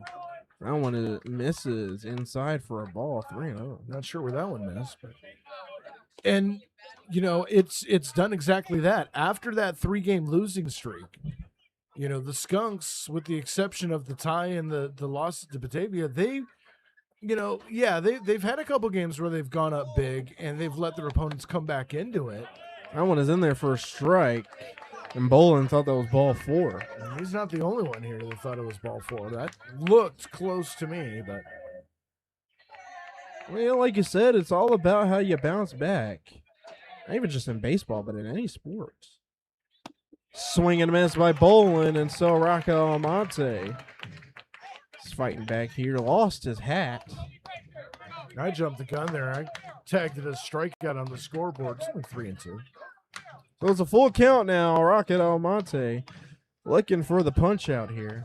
Do you just call him Rocket? Because I like that. I think I accidentally did, as that one is fouled towards the Tarp Skunks dugout. I accidentally said Rocket. I'm picking up what you're putting down. It's okay. How about we make that stick? The Dom. I don't know. I mean, the Dom Castile nickname was on accident. Nothing against Almonte. He's got good stuff, but I think you have to throw 95 plus to get the Rocket nickname to stick. Well, that one is in the dirt for a ball, and yep. Yeah, you're right on that one. I mean, Roger Clemens was nicknamed the Rocket.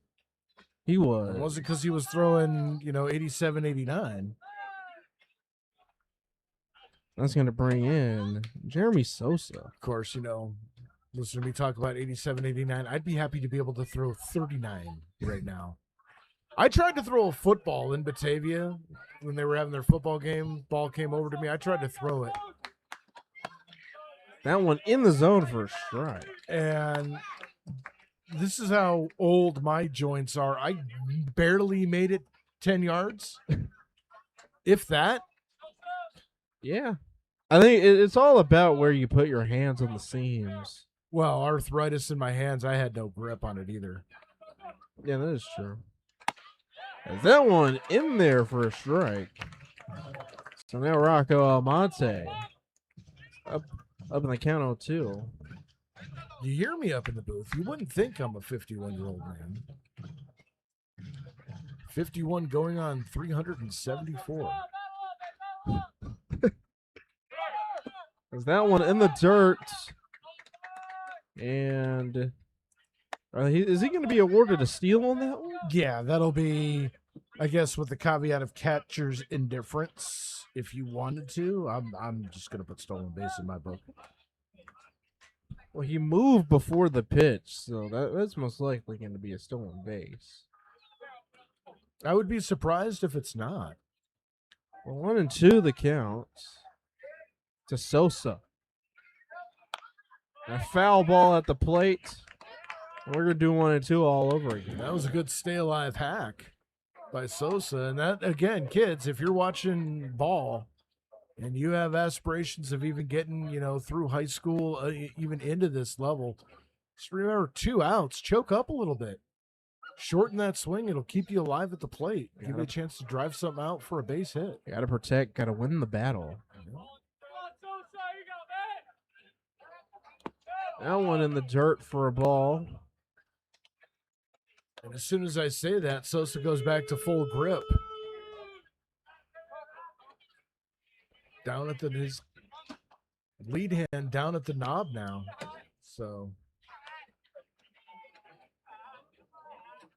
there he goes. Count even at 2. Caleb Jordan covering the bag at second. And that one hit him with a 2-strike count, and that one hit him on the spine. That, you could hear the pop all the way up here. That was close to like the kidney area too. Yeah. He's going to have to be careful. Getting hit in the kidney is not fun at all. It's definitely not on the list of things that I want to do every day. Wake up, have coffee, have breakfast, get hit in the kidney. You'll never see that on my checklist. It's almost as bad as getting hit in the liver. Ooh, just getting hit in general is not fun, but it's not. Around that spot underneath the rib cage where you got kidney, liver, pancreas, spine. It will slow you down for a moment. Yeah. I was going to bring in Christopher Bobkowski. Will definitely bruise up nice. That one fouled. So 0-1 the count. That's going to be hard to sleep on.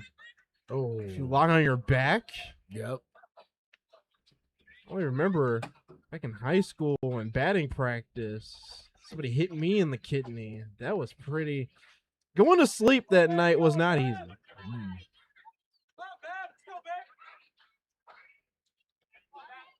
0-1 the count. And he hits the next batter. So, with 2 outs, 2 hit by pitches, and Delanto, that's a right move. You got to talk to Rocco Almonte after that. And quickly, there is action starting in the Tarp Skunks bullpen. It was shaping up to be a good inning for Rocco Almonte, but then 2 hit by pitches. And then here comes Joe Riedebach. And I think, this is a combination of, mechanics looking at Nolan Smith, asking what he's seeing. And I think also, part of it is going to be mechanics. Let's go back to what got you those first 2 outs of the inning. You can see, he's showing them the leg kick and everything. But it's also going to be, hey, look, there's 2 outs. Anything on the ground, go to the easiest base. You do. You got to go to the base with only 2 outs. Because any play you make is going to be a force out. So this is going to be a key moment here for Rocco Almonte. Cannot afford a free pass. Delanto is going to have to block, protect. See if he can get out of a jam of his own, making a walk and 2 hit by pitch. Angel Gomez at the plate. Swing and a miss by Gomez. That gets past Delanto, and the run scores. So then the Pilots now, after the pass ball, dwindles the lead. It is now 2-1 Tarp Skunks. I mean, that was best of times, worst of times situation on that. Best of times on a swing and a miss. Worst of times on a ball that gets past Delanto and allowing the Pilots to cut the lead in half here. Not only that, now they got 2 runners in scoring position. That eliminates the force at any base here.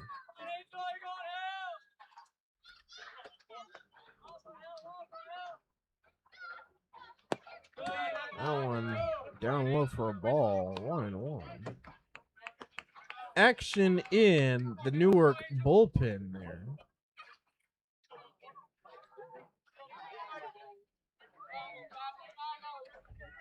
I'm not sure if that's stretching and tossing because I don't see a catcher out there. But 1-1. That one is inside. And Gomez moving out of the way. That almost would have been the 3rd hit by pitch for Rocco Almonte. Trying to see who's warming up down in the pen. It looks like it's a right-hander. Actually looks like Pence. Pence gets the go-ahead. He's going to be eating up a couple of innings. Oh, maybe. That's just me from a very far distance making a guess. That one has popped up, and that's most likely going to be out of play. And it is. Just behind the bleachers. Popular place for the kids to congregate to grab the foul balls here. That's where a lot of the kids be. It's in the concourse area.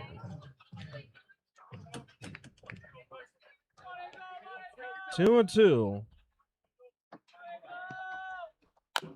That one fouled, and that hit Gomez somewhere. That's off the ankle. That's the ankle dance right there. Sosa over at third has been dancing precariously far down the third baseline. Surprised Delanto hasn't hit a throw over the third. But then again, you don't want to do that now that you're only up by 1 run. Well, also, too, Gomez has done a good job in fouling off pitches. Well, that one is in the dirt, so now it is 3 and 2, and Rocco needs to avoid a fourth free pass. Consecutive free pass.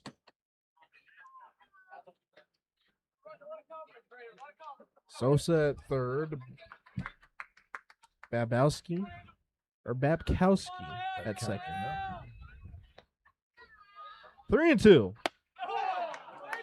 And that one just missed, and so Rocco is awarded his 4th consecutive free pass.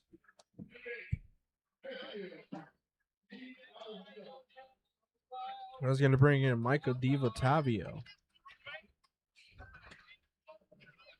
Diethrick has a couple of singles to his name, but here comes Joe Riedebach, and that is most likely going to be it for Rocco Almonte.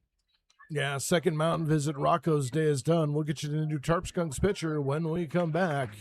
2-1. Skunks with the lead.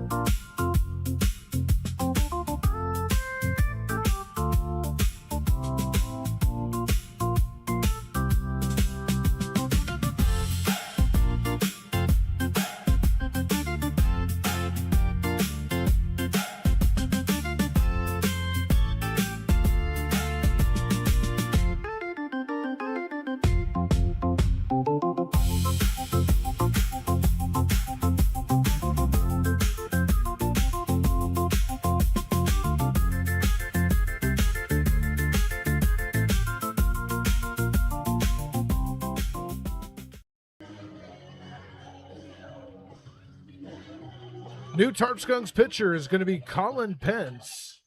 Making his 9th appearance on the season, comes in with a 1-1 record, a 3.38 ERA, does have 3 saves on the season. 16 innings pitched, 14 hits, 6 runs all earned, 3 walks against 12 strikeouts, and he inherits a jam left by Rocco Almonte. Bases loaded, 2 out. Here in the top of the 6th inning, Pilots already getting 1 across. We'll see if Pence can get out of it. And here to tell you all about it, it is Jalen Ferguson. Thank you very much. And Pence inherits a bases loaded situation with 2 outs. And he's facing probably the hottest hitter on the Newark Pilots right now, Michael DiVottavio. 2 for 2, 2 singles on the day. So we'll see if Pence can shut it down here and maintain a 2-1 lead. Well, Pence does have that speed, his ability to throw gas.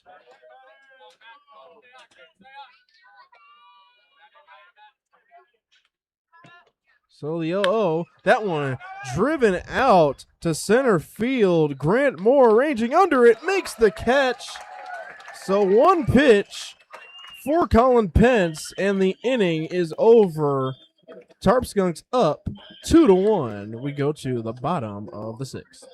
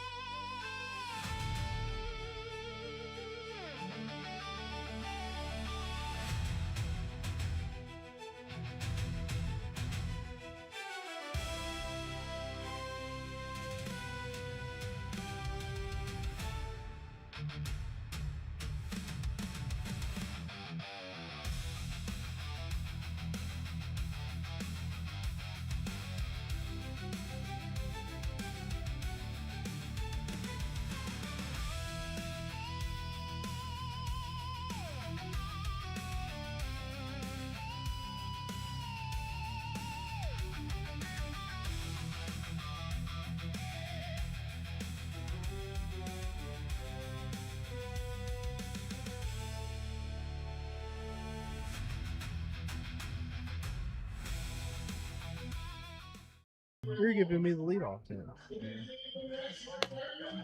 Okay. And welcome here to Russell E. Diethrick Park. Here in the bottom of the 7th. Sixth. Jansen here to start his 6th inning of work. He will face the top of the lineup, Grant Moore, Eric Weeks, and Nolan Smith. It's that new math. It's that Common Core math that got you, isn't it? It is. That's why you don't change math. They change it every single year. And here is Grant Moore. Moore, Weeks, and Smith do up here.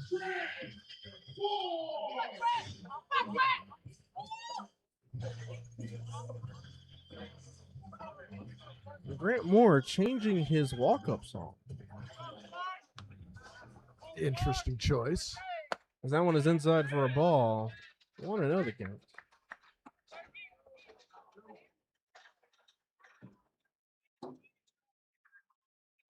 Can't tell if I'm hearing fireworks in my ear or if that's just some... Well, that one driven out to the Lafayette corners, and that one all the way to the wall. Grant Moore rounding second. He's coming in the 3rd, and so he's going to lead off with a triple.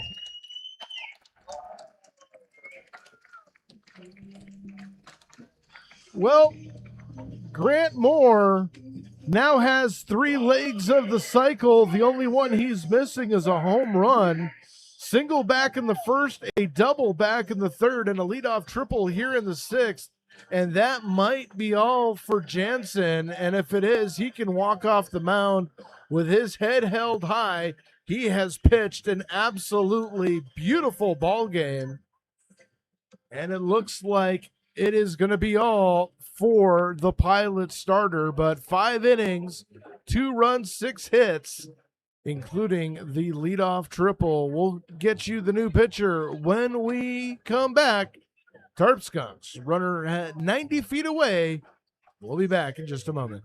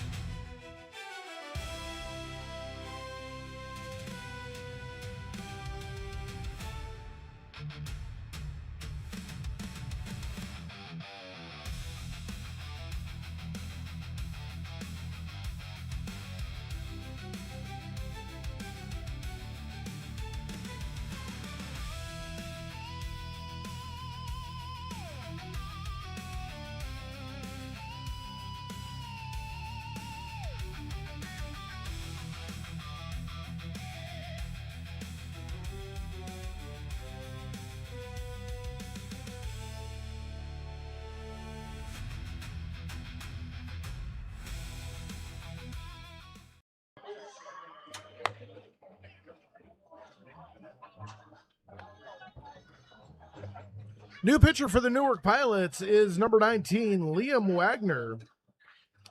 He makes his 4th appearance on the season, has an 0-2 record with a 9.0 ERA, 8 innings pitched, 13 hits, 9 runs, 8 of those earned, 5 walks, 5 strikeouts. And he takes over for Clark Jansen. 5 innings pitched, 2 runs, 6 hits. He is responsible for the runner at third as Grant Moore leading off the inning with a leadoff triple down into the Lafayette corners. And with nobody out, 1 on, Eric Weeks stepping up to the plate and Jalen Ferguson stepping up to the mic. Thank you very much, Eric Weeks, with a runner 90 feet away, and he is known for driving in runs. Hopefully he can do that here. Has an RBI in this game already with a double in the first. That's right. So he fouls off the first pitch. Got an RBI double, stole a base. He also popped up behind the dish. Weeks and Moore still neck and neck for that franchise record, 25 in a season. That one in the dirt. 1-1. Infield playing in, and when I say in, they're playing extremely in.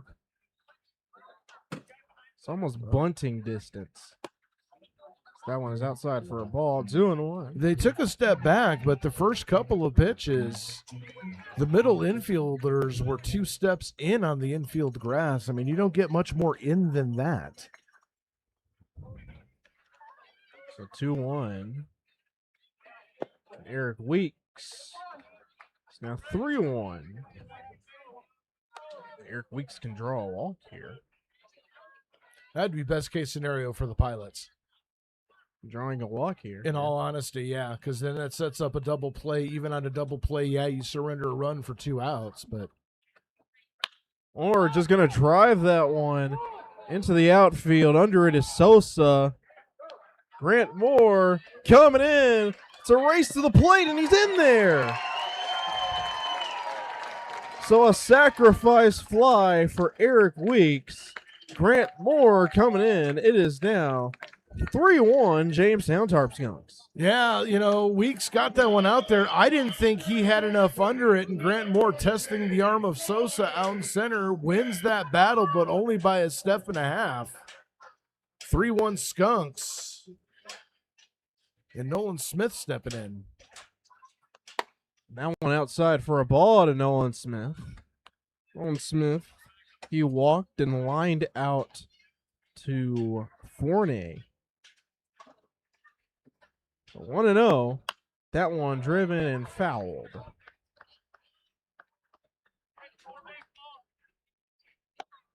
And Nolan Smith has that power. Home run back in Auburn a week ago. Yeah, and Eric Weeks is really putting his stamp offensively on this game. He wants that most valuable stinker. That one out in the left field. And that one gets down. So Nolan Smith gets himself a pop-up single. That's going to bring in James Dixon. Yeah, that one was one of those little flares that Dandino made a good effort after it, but just out of his reach, and Smith able to get on with a base hit. So James Dixon 0 for 2 today with a line out and a fly out. That one's fouled. Lined out and flied out, both to center field. And both hit hard. You know, he's putting good wood on the ball. Just ball's going right where people are. That, you know, you get into stretches like that too. That one popped up. Going under it is DeRosa. Makes the catch, and 2 gone for the Tarp Skunks.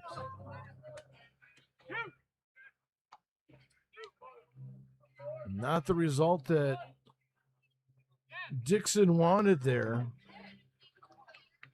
And now with 2 outs, Nate Munson stands in.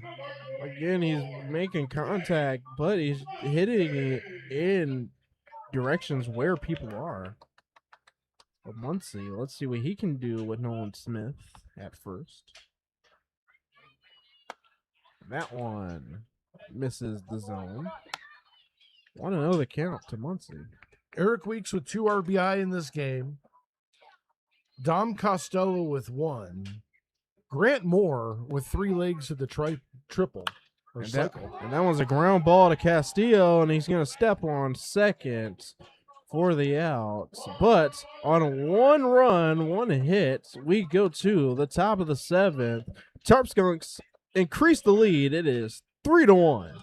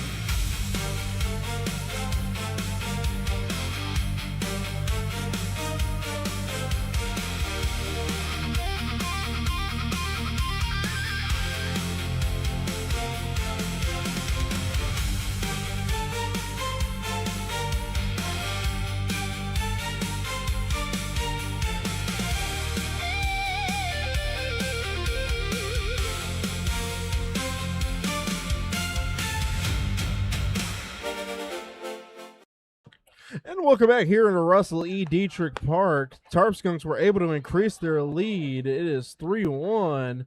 Pence on the mound here to start out his first inning of work. He will face Orlovitz, Dandino, and top of the lineup Castillo. And here to call it is Dragonis. All right, thank you very much. Lucas Orlovitz stands in. He reached on an error, struck out his first time up, so 0 for 2 officially on the day as Pence came in back in the bottom of the 6th inning with 2 outs, bases loaded to get out of a jam as the first pitch misses low for a ball, 1-0.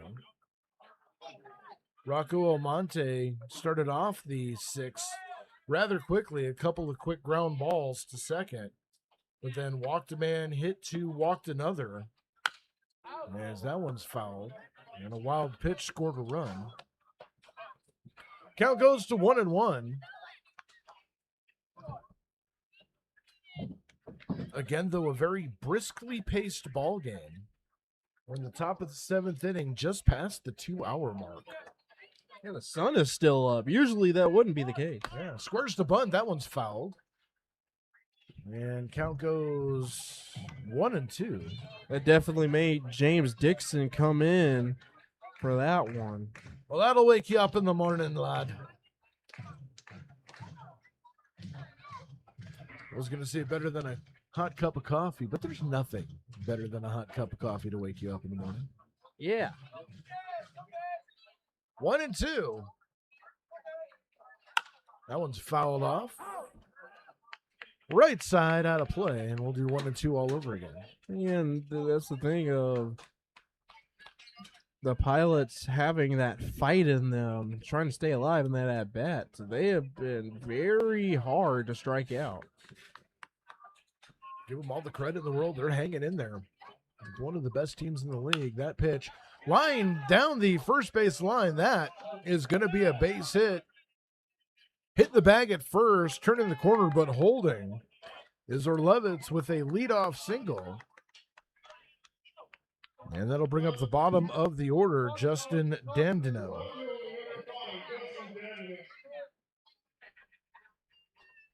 Fourth hit of the ball game for the Pilots in this one. As Dandino stands in, he's walking struck out. You know, I didn't expect a game to go like this. Haven't even touched double-digit hits. We would have usually seen that by now. Sometimes you get the pitcher's duel when you don't expect it. Is that one outside? Dandino squared the bunt, pulled back.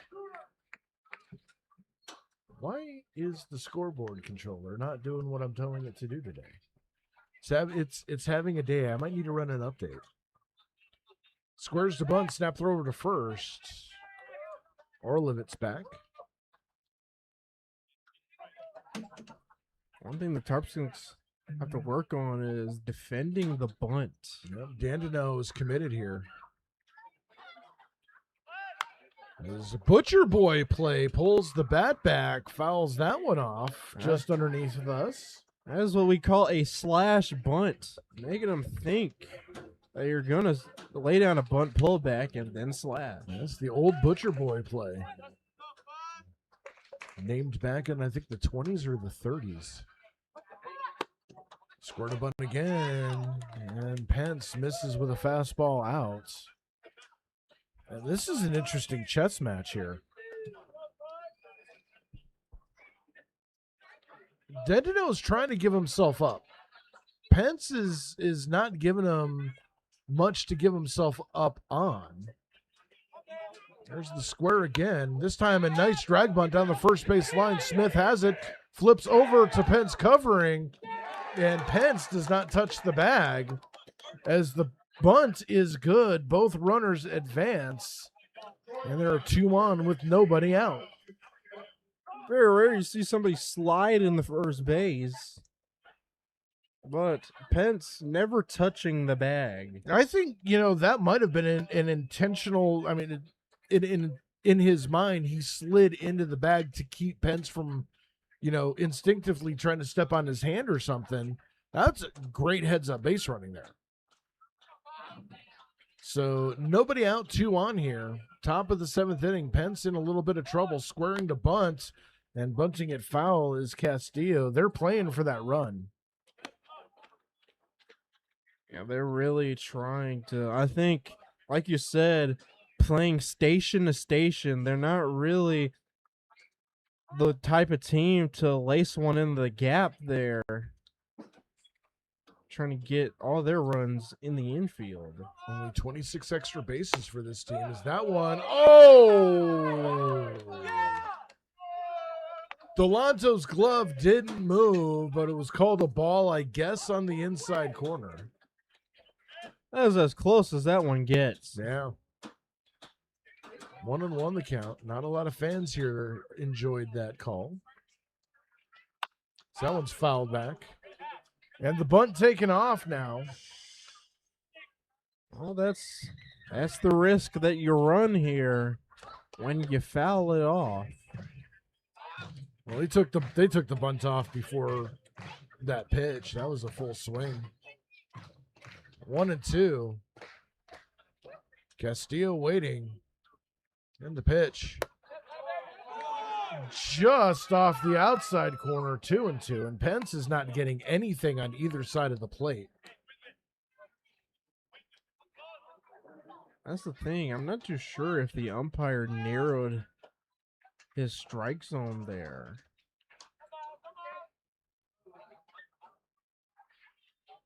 Two. That one up and in. Buzzing the tower, 3-2.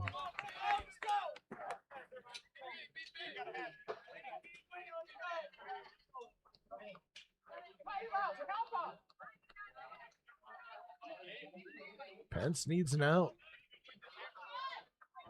3-2. Payoff pitch coming. That one misses outside, and the bases are loaded.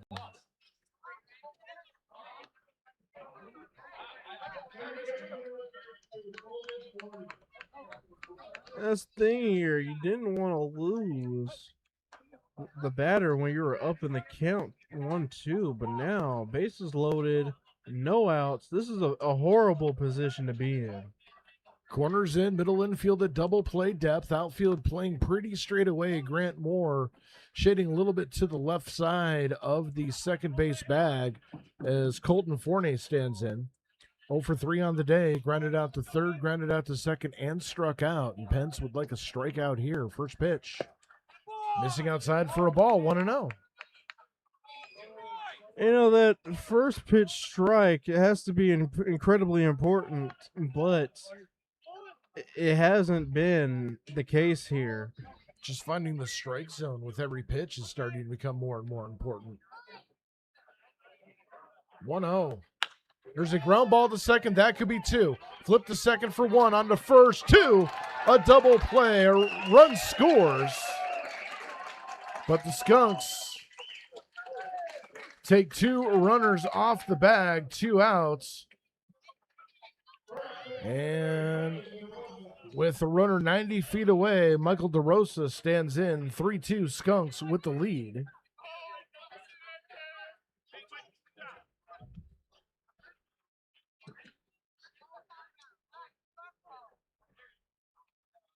Score that a 4-6-3 double play is the first pitch taken for a strike. 0-1 to DeRosa. They really needed that double play there. They really needed that.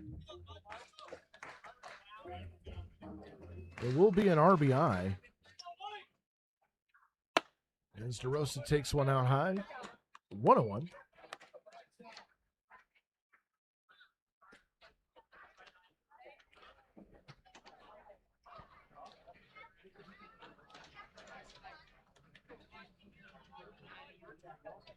Pence comes set, kicks and throws, swing and a miss on the pitch off the outside corner. Count goes 1-2 now. And Pence is 1 out away from getting out of this here. Dandino off third. Pence comes set, the pitch. Foul back. And again, every time they think they got the punch out, they foul it off. They've got fight. They've got heart. Will not take anything away from these Newark Pilots. 1-2, the pitch. Fouled off again. Again, when Colin Pence thinks he has the punch out, Newark fouls it off. I think that foul ball hit the umpire. Buying himself a little bit of time. Walk it off, rub some dirt on it.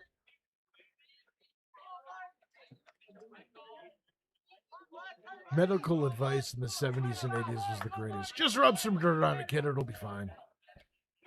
That was, yeah. 1-2. Fouled off again. We'll do 1-2 again. The thing with DeRosa is that he is getting under it. Almost all of his foul balls have been going to the backstop. Yeah, his timing has been pretty close. That last one, he had it timed just straight back. 1-2 all over again. The pitch. Swing and a miss.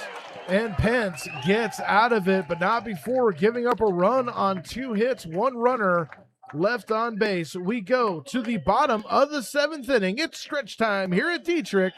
3-2 Tarp Skunks.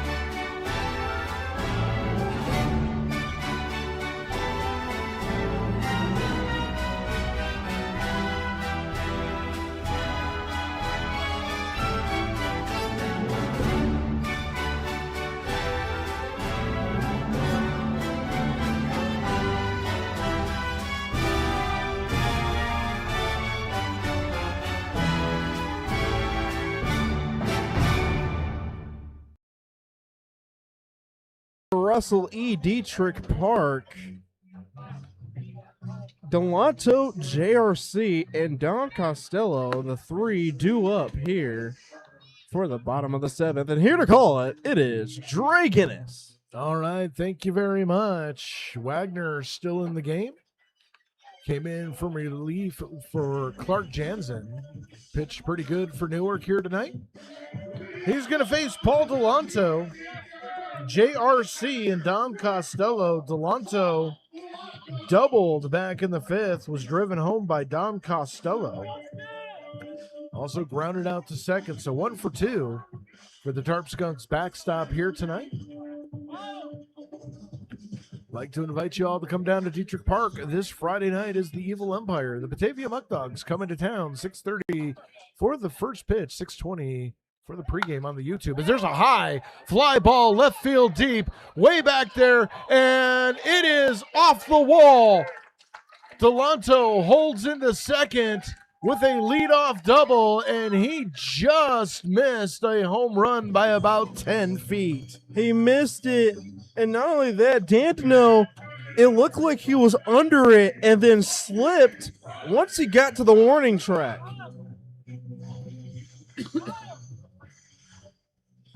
So now runner 180 feet away from scratching home an insurance run, and here comes JRC, Joaquin Rodriguez Costa. That slip cost them an out. First pitch taken for a ball on the outside, 1-0. I'm not sure, even if he hadn't slipped, if he was going to be able to get to it, because that was a bit high off the wall. He would have had to make a pretty spectacular leap. But give Dandino all the credit in the world as that one's taken for a strike. 1-1. Stuck with it, recovered quickly. I've seen people in football that haven't been able to recover that quickly and hold Delanto to a double. 1-1. And the pitch. There's a high pop-up. Shallow center field, converging underneath it, and Dandino calls everybody off for the first out. JRC flies out for the first of the inning. And that'll bring up Dom Costello. You know, you like to mention, doesn't have an official at bat. Dom Costello has walked sacrifice fly to run in. So officially no at bats. Third plate appearance. And there's a high fly ball out into center field. Going back on it is Sosa. He makes the catch.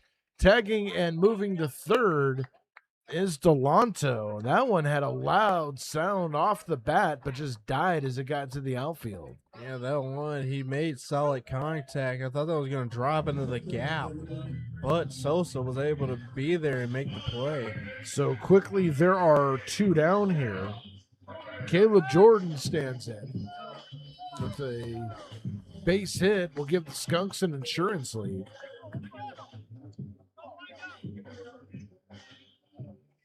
Kind of weird to see 3 lefties bat simultaneously. First pitch taken on the inside corner for a strike. 0-1 the count. Yeah, it's, Skunks have sprinkled in their left-handers and usually separate them, but tonight, 3 back-to-back-to-back.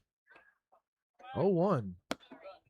That one misses outside for a ball, 1-1. And you have to think that has to go with the matchups.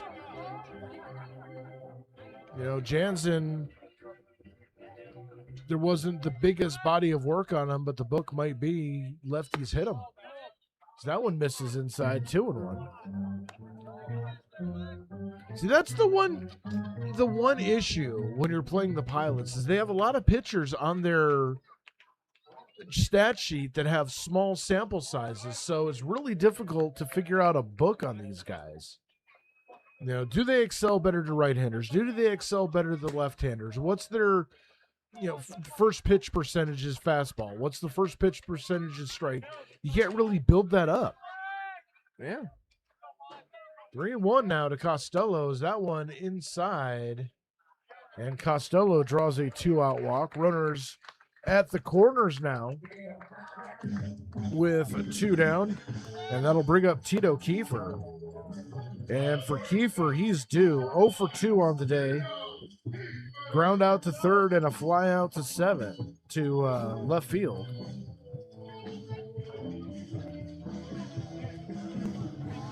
And Kiefer is due. Hopefully he can capitalize what runners on the corners. Grant Moore on deck.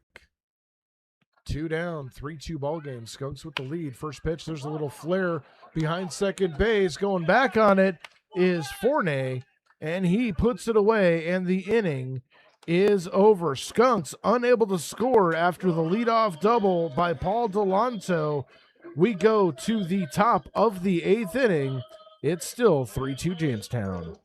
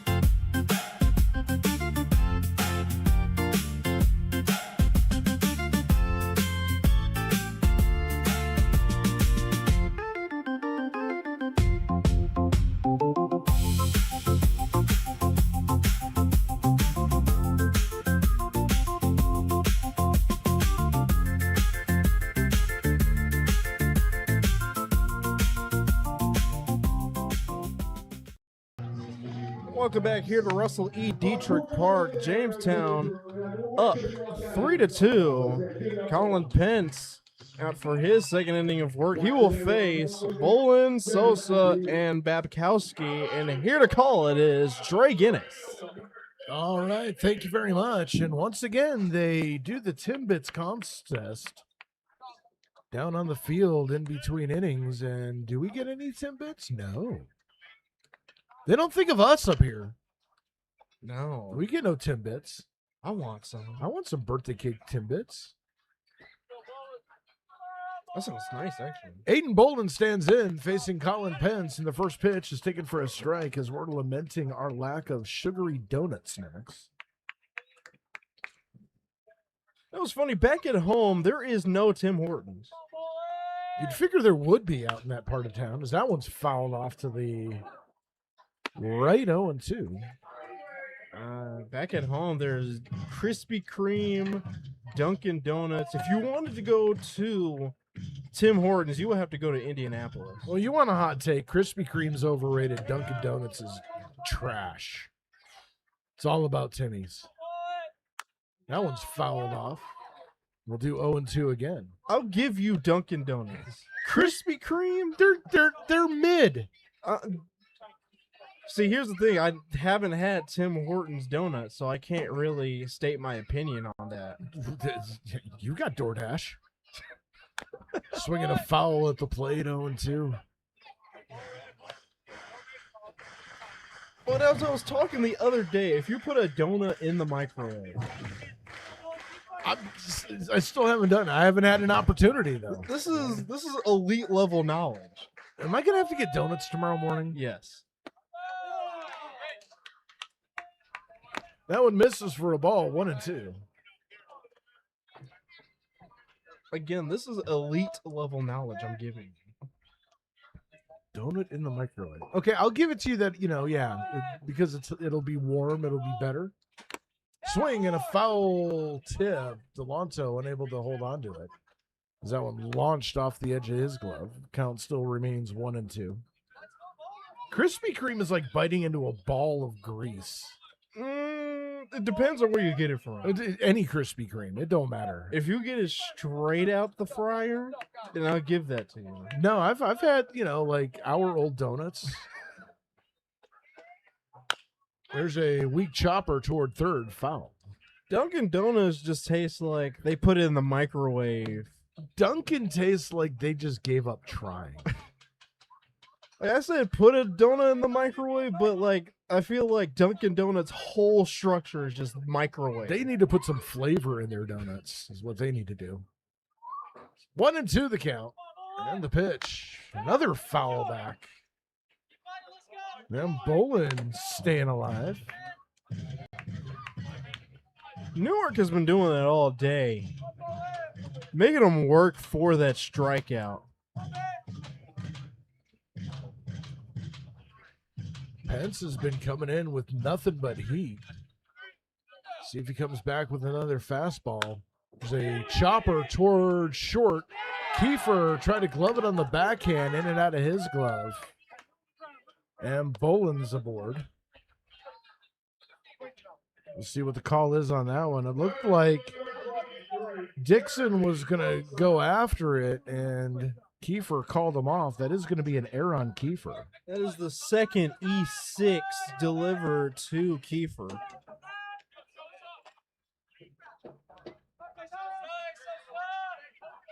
So now here's Jeremy Sosa. The first pitch to him, up and in for a ball, 1-0. Talking about delivering heat.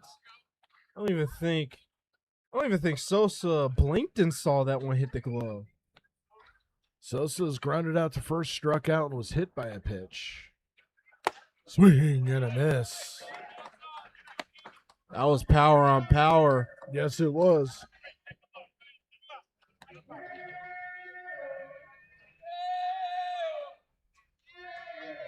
Scoreboard controller still lagging behind my button presses. It's always fun. Gotta figure that out. I think you just need to new everything. 1-1 squares the bunt, does not pull back, takes a strike. And the count goes 1-2. I think Pence now is just letting them have it. I mean, when you're throwing that much heat, I would. If you can hit it, hit it. Here's the strike zone. Oh, that one just misses up. 2-2. I think it's all about the positioning of the glove when it comes to strike calls. Delonto elevated his glove, so that kind of showed the ump that was up high. 2-2. Called strike 3. Sosa caught looking. Down he goes for the first out of the inning, and that will bring up Christopher Babkowski.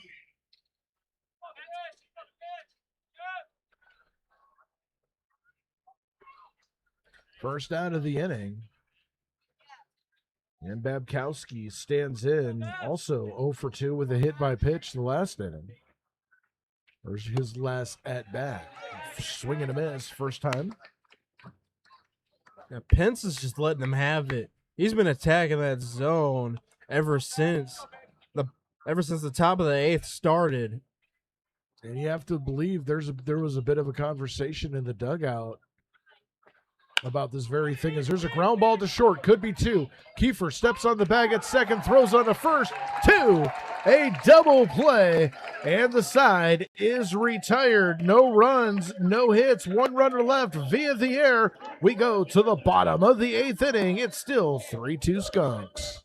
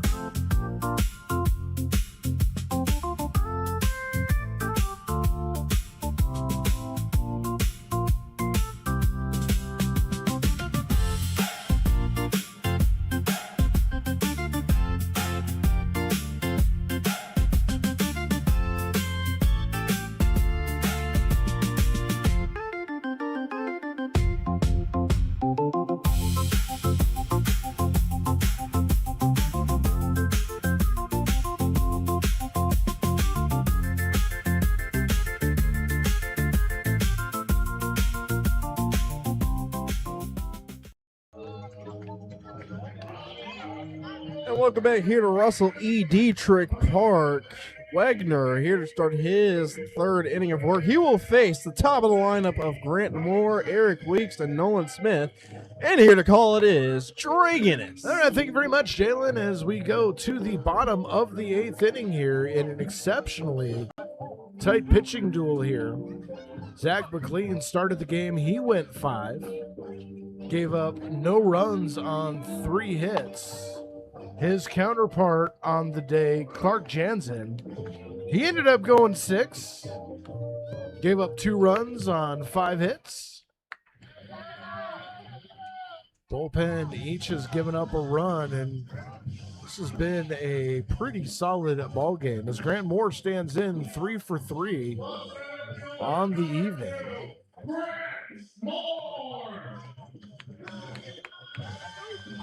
We'll see what Moore can do here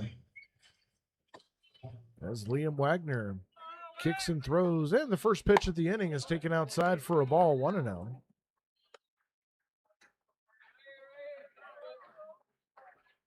Moore, who entered this game with 19 stolen bags, now has 25 off from tying the franchise single season record, as there is a base hit into center field. Moore goes 4 for 4, and we weren't going to mention until that at bat, but he had hit the first 3 legs of the cycle, single, double, triple in order. A home run there would have given him a natural cycle. But as it is, we'll take a base hit and a 4 for 4 day, working his way into the most valuable stinker conversation. And here's Eric Weeks. I think that puts him without a doubt the most valuable stinker.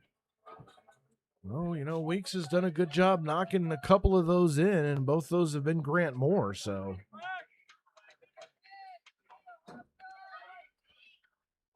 You can't knock them in unless they're on the bag. Runner goes, pitch taken outside for a ball. Throw down is not in time. Another stolen base for Grant Moore, and now he is 4 bags away from tying the single season stolen base record. That was a pretty close play. Yeah, there's going to be an argument. Babkowski threw it in the right spot, too. But Grant Moore got a hand in. And interesting, the manager was about to walk over the chalk line to go discuss it with the umpire. He had to back behind the baseline, behind the dirt line. And I'm thinking the reason that is if he crosses that white line, that's going to constitute a mound visit, even if he goes to argue with the umpire.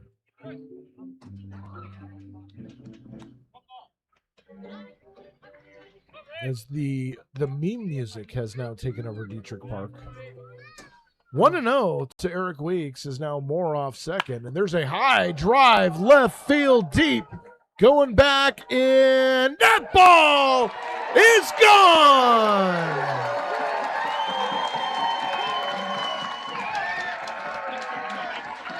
Eric Weeks hit it high and watch it fly. A 2-run home run.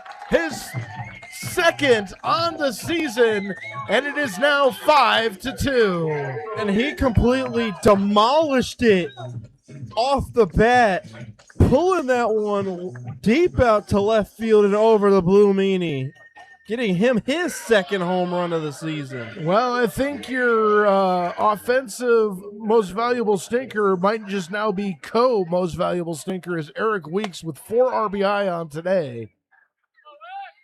As that one way out of here.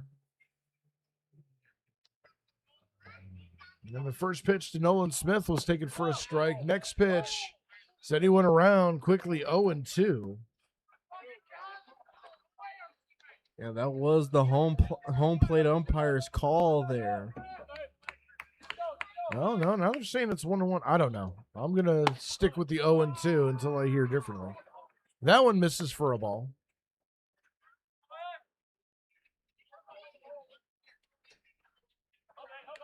And it is 1-2. And the pitch. Swinging a foul off toward us and over our head. We'll stay 1-2. You know, there's been a couple of foul balls that have went just over the press box and you haven't even flinched. You get desensitized after a while. Okay, so I was right for Weeks. That was his second home run on the season. Just feels like more. That was the one back in Niagara Falls. Yep. 2-2. As there's a sharp line drive through the Tony Gwynn hole on the left side. That is a base hit. 3 consecutive hits to start the inning here for the Tarp Skunks.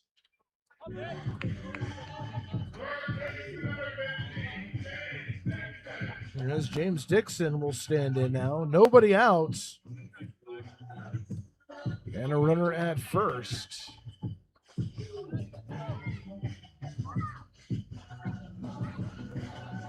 Nolan Smith getting himself his second single.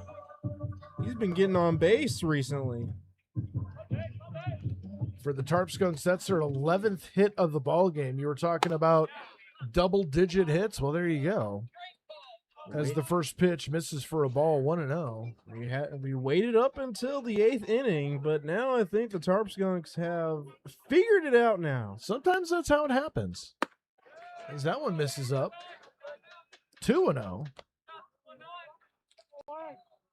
And the thing is, now if Colin Pence comes out for the 9th, he will be in line for a 3-inning save here.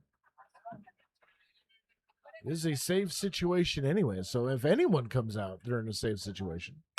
So that one's fouled off. But Pence had definitely earned it. Definitely did.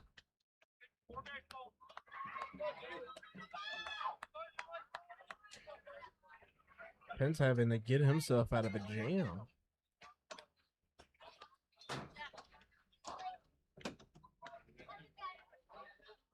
Noel Wagner has to get himself out of one here first. 2 runs across.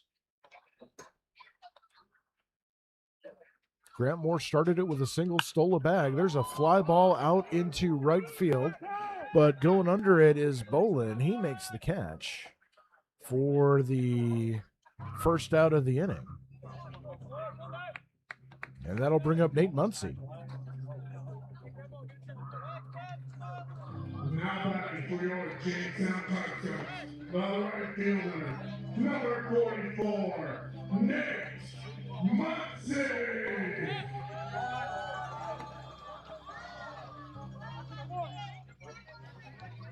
Muncy 0 for 3 on the day, left-handed hitter. Waits in the first pitch, taken off the plate for a ball. Smith off first.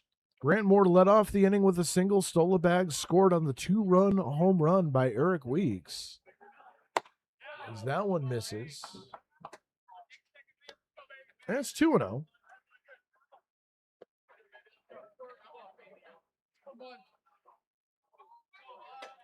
Skunks back in action on Friday against the Muck Dogs. Is that one taken for a strike? And the count goes 2-2. I know the Tarp Skunks are going to want to have all hands on deck for that one on Friday. 2-2 fouled back. And Muncie stays alive. Muck Dogs with an 8-4 lead over the Red Wings. That one in the bottom of the 7th inning. Niagara Ironbacks leading the Niagara Falls Americans by a score of 9-4. That one in the top of the 9th. As that one is popped up. Foul territory, third base side. Underneath is Devotavio, and he makes the catch. And there are 2 outs. Good job getting a quality at bat. Unfortunately, it ends in a pop out. As Paul Delanto stands in, he's had a solid day as well. A couple of doubles, scored a run. You know, I think as the most valuable stinker award always evolves throughout the course of a ball game in the 9th inning. I think it's going to come down to 4 as there's a curveball. Misses outside for a ball. I think we have 4 most valuable stinkers tonight. Moore, Weeks, Delanto, and then on the offensive side, Zach McLean, who's in line to pick up his first win of the season. As that one misses outside, 2-0. Now, and Paul Delanto in his last double, just I want to say 5 feet away from a home run. If that, yeah. He thought it was gone too. And then Eric Weeks said, "Hold my Gatorade." Because they're, not old enough for beer yet. That one up and in. 3-0. You know, it's funny because I keep forgetting that I'm older than a lot of these players. Paul Delanto isn't even 20 yet. 3-0 pitch on the outside corner for a strike. 3-1. Yeah, I know. These kids, they're going to be fun, to watch here for the remaining few weeks of the season, even in the next season and beyond. Is that one in the dirt, and Delanto draws a walk.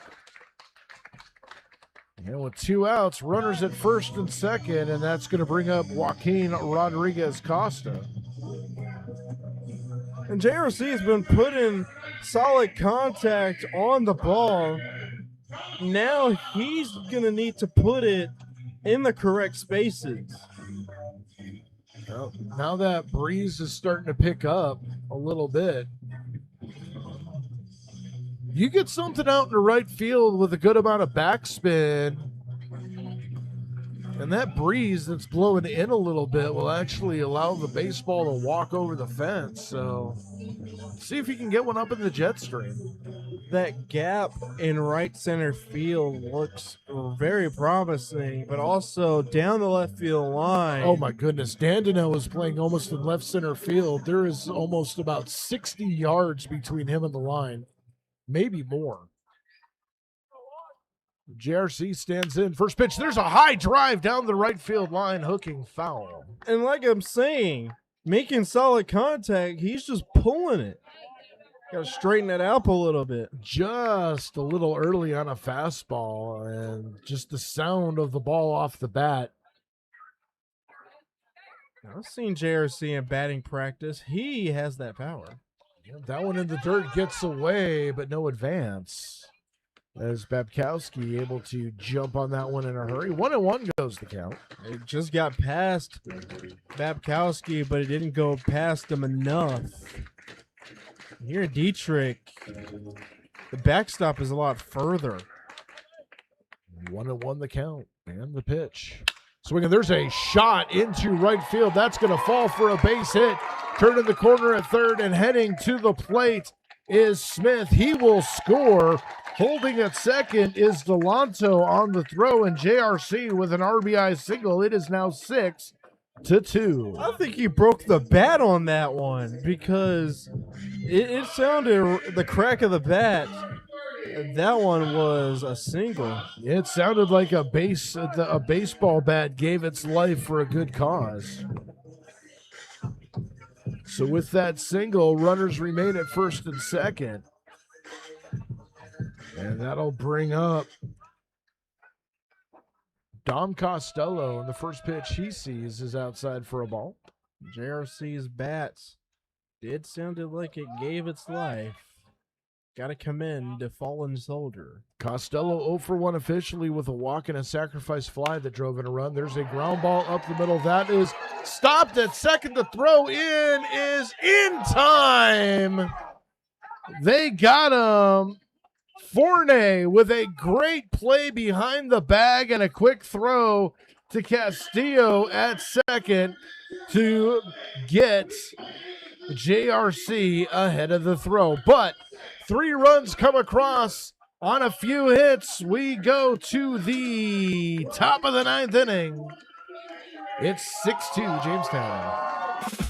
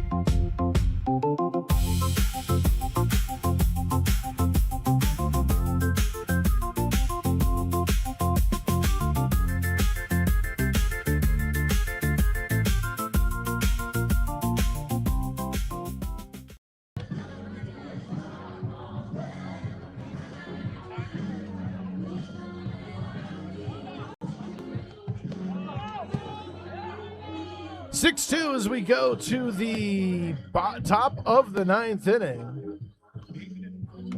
Eric Weeks with a 2-run home run back in the bottom of the 8th inning that extended the lead. And a new pitcher for the Jamestown Tarp Skunks is bad news for the Newark Pilots. As all business, Chase Barron stands in, the Tarp Skunks dedicated closer, ready to lock this one down. Not a safe situation with a 4-run lead, but still wanting to lock it down. This is his 11th appearance with a 1.23 ERA. He's 1-0 with 3 saves in 14 2/3 innings. 6 hits, 2 runs, both earned, 9 walks against 31 strikeouts on the season. And here to tell you all about the bad news is Jalen Ferguson. Thank you very much. Even though he's not going to get the save, he will be credited for slamming the door. And he's going to face 7, 8, 9. That one just missing. Appeal to first. Did not go around. Want to know the count. It's Gomez, Devotavio, and I didn't have the light on it. Turned off the light. Well, that one is in there for a strike. Or limits. There we go. Now I can read. There's Angel Gomez. Now what a 1-1 counts. He's got a tough task ahead of him. He was tagging, what, 97, 98 on the board up in Auburn? I give him 98. Those are, it's amazing. Those are MLB levels of speed, and he's only D2.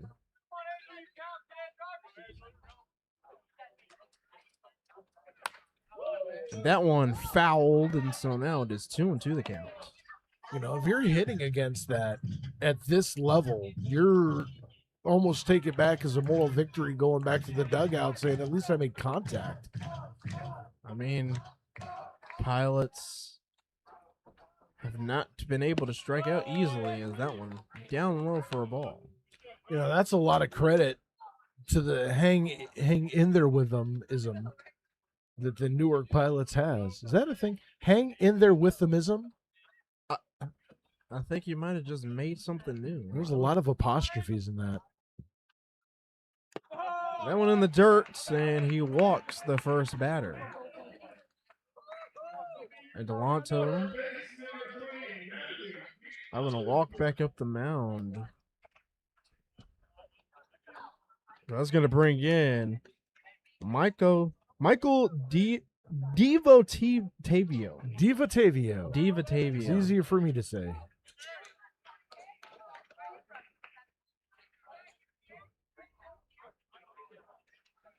That one up, and that one just past the glove of Delanto.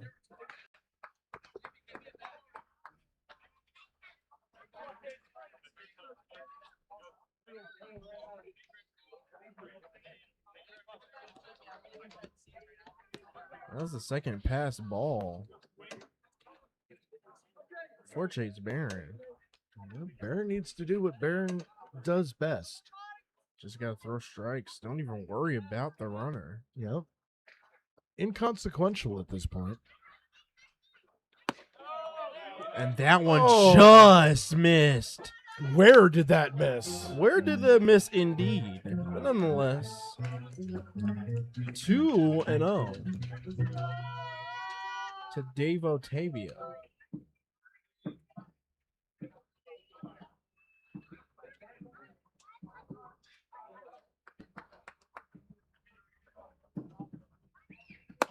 That one up for a ball, 3-0. Location has to be fixed here.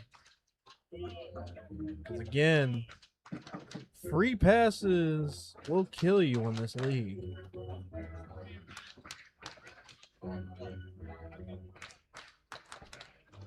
Three and 0. That one in there for a strike. And Dievotavio thought that one was ball 4. I saw Barron shaking his head. I think that he figured out where the spot is.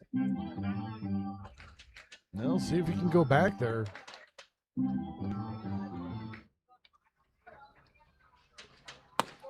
Well, he hit the same spot. Yeah. 3-2. Yeah, Dievotavio, I don't think he wants to swing the bat. I think it's just too much speed. It's not something you're usually accustomed to. No.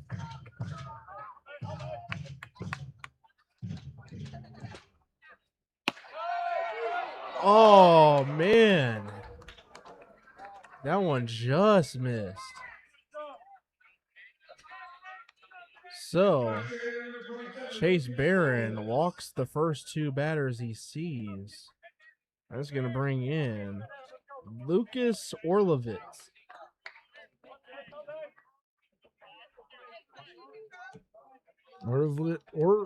Orlovitz, 1 for 3. Singled, scored back in the 7th, reached on an error and struck out. That one, oh, Lucas had to duck underneath that. You want to talk about buzzing the tower? Wow. That has to be scary.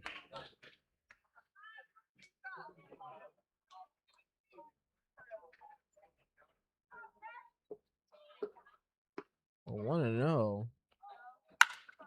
Ground ball to Kiefer, throws on the bag at second, throws on the first, and he's safe at first. So they only get the out at second, and now the runners are at the corners of first and third.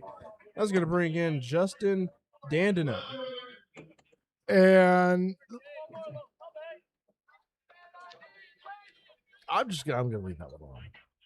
I saw something that irritated me a little bit, but I'm just going to leave it alone. So Justin Dandino. Well, you can tell me off camera or off the air. Yeah, I definitely will. I mean, it's nothing Skunks wise. or pilots-wise. That one outside for a ball. But I digress. I've said too much. What could he be talking about?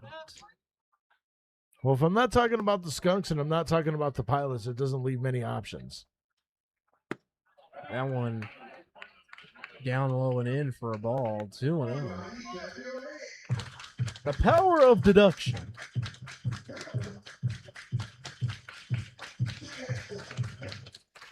So Dandino. They're runners at the corners now.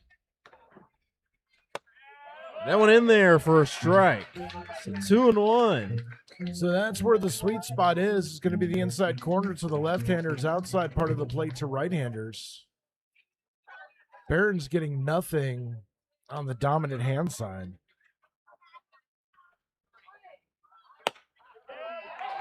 There it is. And as soon as I say that, home plate umpire shows me up. I'm okay with that. 2-2 to Dandino.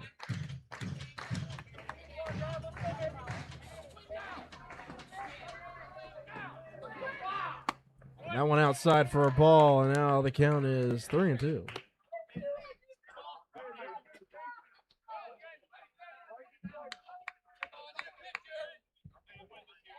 This is a little unusual for Barron. Not his usual type of performance. 3-2. Fouled. I think what it is what Barron is, at the first half of the season, didn't really need his services. But within the last week, he has gotten a lot more work on the mound than he was originally. Pitching 3 back in Newark. I went up high for a ball, and so third walk for Chase Barron and Delanto. Well, here comes Joe Rittebach. There really needed to be a conversation here. Yeah.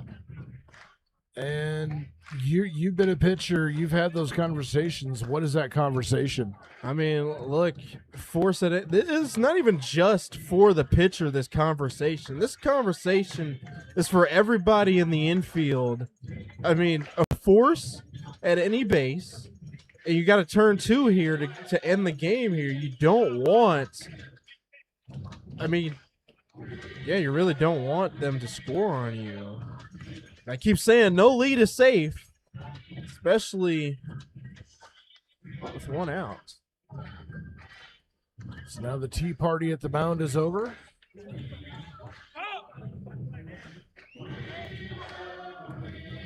I think that conversation is for Chase Barron.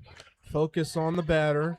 Everybody else, figure out where you're going to throw it to if the ball comes to you. That's what my coach always told me. As Miles Castillo stands in. That one just outside. 1-0. For Castillo, he's walked a couple times, flew out, grounded out, 0 for 2 officially.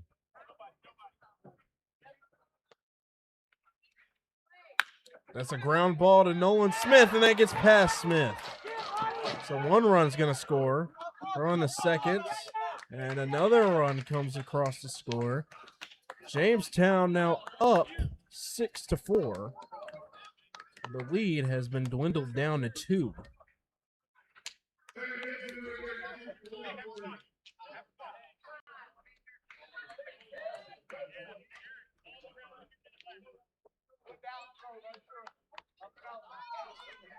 That was the hardest contact off of Barron. And just enough to get past the glove of Smith at first. But now we're going to do the corners all over again. Swing and a miss by Colton Forney. Forney 0 for 4 today. Has grounded into a double play. Does have an RBI on that double play. That's fouled back to the backstop. 0-2. Now this game is getting real. Barron at first was not in line for the save, but now he is in line for the save. I don't know if you can get a save. I don't know if it would count as a save now. That is popped up in the infield. Nolan Smith coming in and makes the catch on the mound. 2 gone. Newark is down to their last out. Wow, did Barron need that one? That was a big out that they needed desperately, but now it's going to bring in Michael DeRosa. And it goes to show kind of where the captaincy is on that infield. You know, Nolan Smith, his second year here with the Tarp Skunks, since he's been here, he's really settled down the infield and has been the kind of the captain's voice out there. So it's going to come down to Michael DeRosa.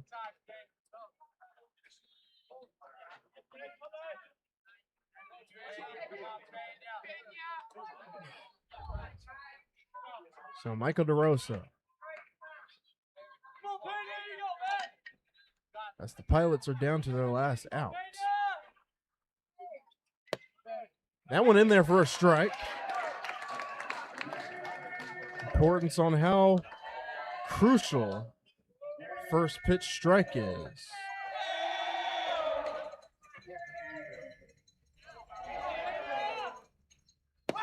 And that one down low for a ball, 1-1. Crowd is stuck around here. You can hear him out there. Yeah. They probably moved under the press box. That's where most of the crowd is. That one in there, and Newark are down to their last strike. Can Chase Barron close the game?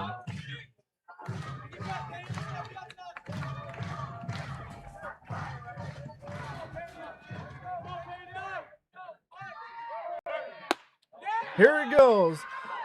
Oh!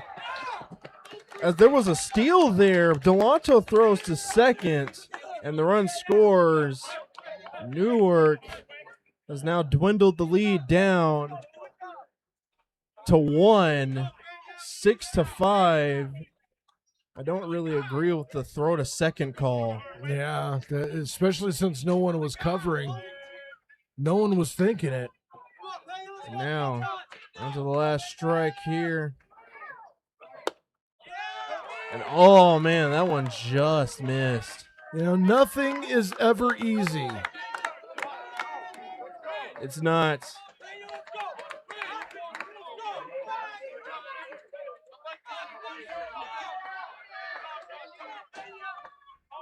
So here he goes. 3-2. That one ground ball, and that one is through. Muncie having trouble, and the run scores, and we are now tied in the top of the ninth. And for Chase Barron, that's his second blown save in as many opportunities.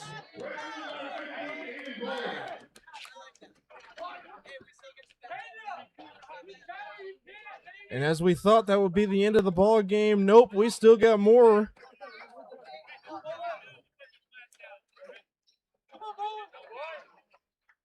So I was going to bring in Aiden Bolin. 4 runs across here in the 9th inning. Snap throw to first. Off the Tarp Skunks closer, and that is not what you wanted to have in your books. Definitely not.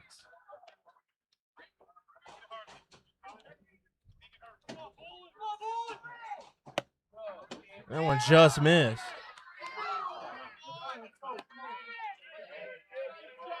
Like you said, it's never easy. It's just not.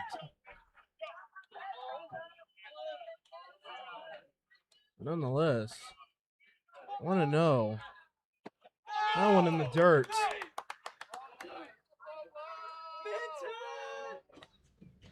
That'll be Jordan Kiefer and more in the bottom of the 9th. No action in the Skunks bullpen.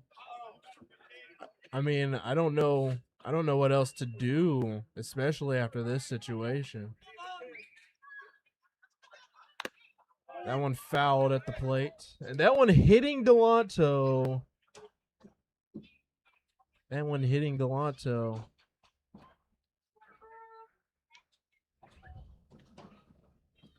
the trainer going to come out and have a conversation with them.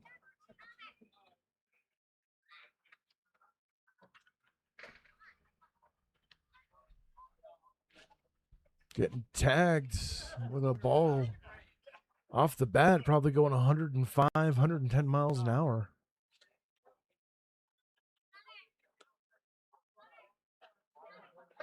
We're going to check his mobility. Trainer and Joe Riedebach heading back to the dugout. Convinced Delanto is fit to continue here.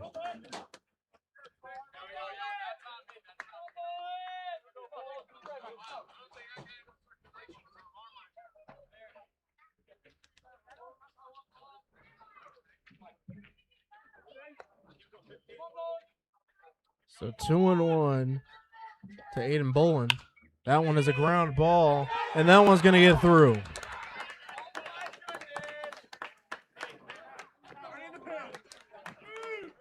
So just when you thought that the game could have been over, it's going to continue, as it is a tie game. Runners at first and second. That's going to bring in Jeremy Sosa. And now there is action in the Tarp Skunks bullpen. I mean, I don't know who else you will put in. Oh, there's Jack Santee. There's Joe Man Santos. I think you would have to put in Santos. There's a few. I think it's a right-hander in there. There's a few right-handed options out there. Logan Price, who's been pretty good. Tino Masson, you could bring in as well. Eli Bryant on a short stint. There comes Jeremy Sosa standing in. That one in the zone for a strike.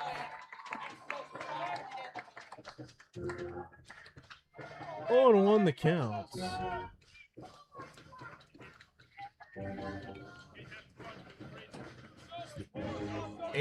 Ninth pilot up this inning. That one is in the dirt. That one gets past Delanto, and now we have runners. Both runners in scoring position, one at second and one at third.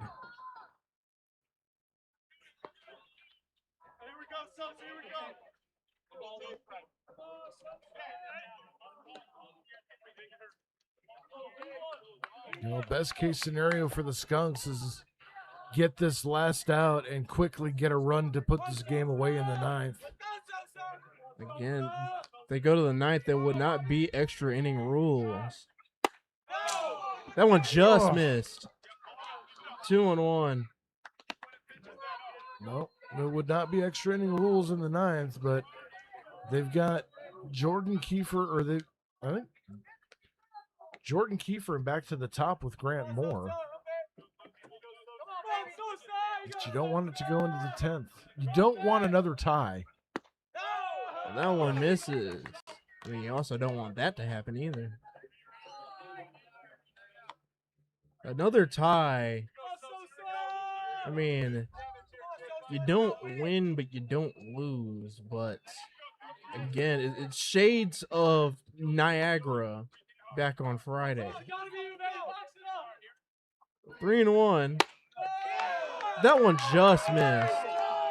And so now, walk Sosa, and that's going to bring in Christopher Babkowski.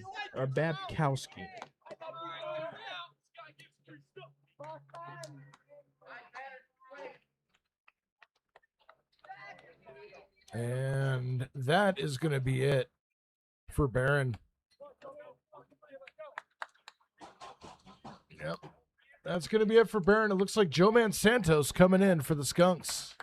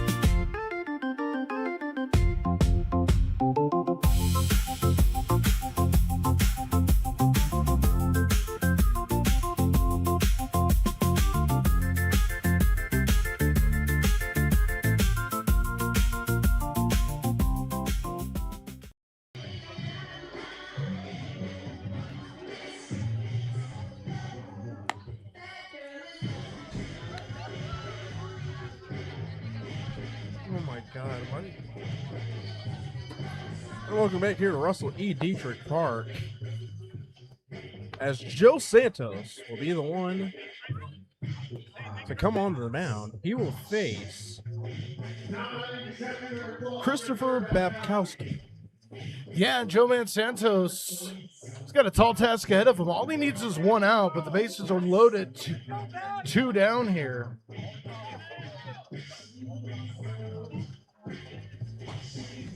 For Santos, it's his 11th appearance, 2-0 record with a 2.61 ERA, 20 and 2/3 innings pitched, 21 hits, 7 runs, 6 earned, 10 walks, 10 strikeouts.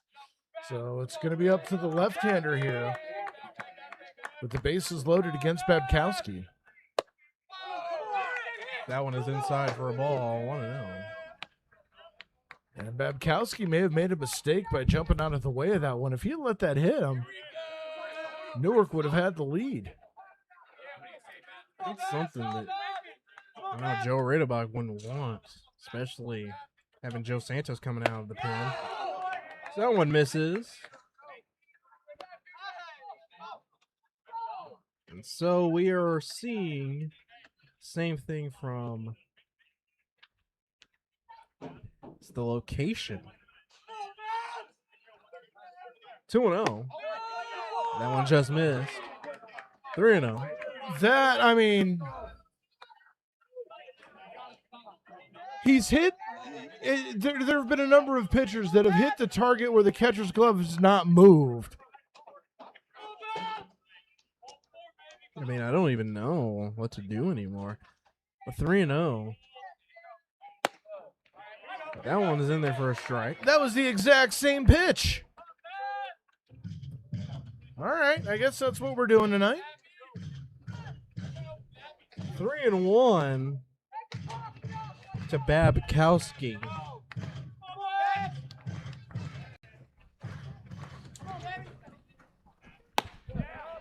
That one catches the zone. 3-2. They need a strike to get out of the inning.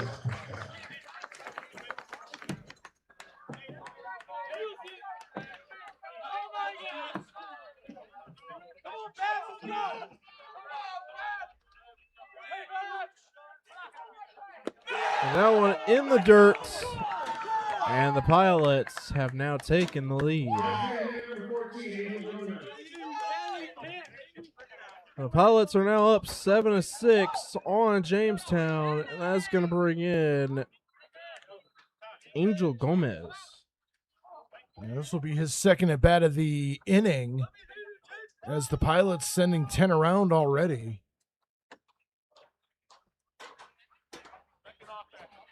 Oh, we have a pinch hitter here.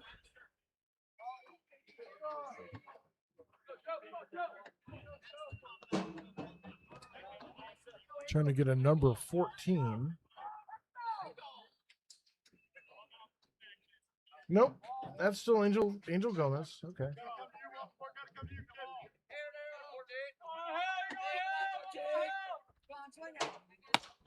That one in there for a strike. 0-1 the count.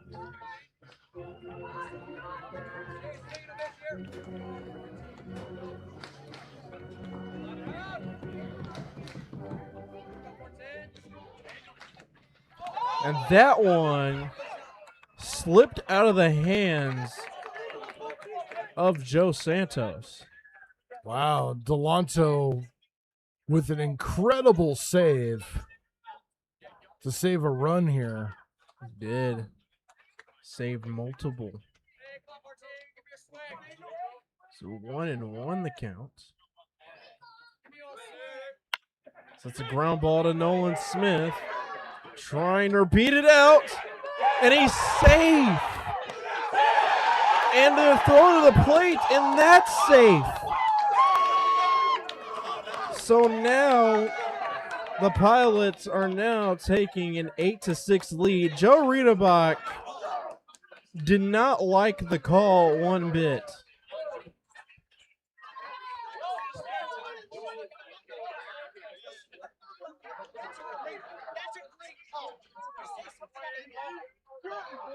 And they threw out Joe Riedebach.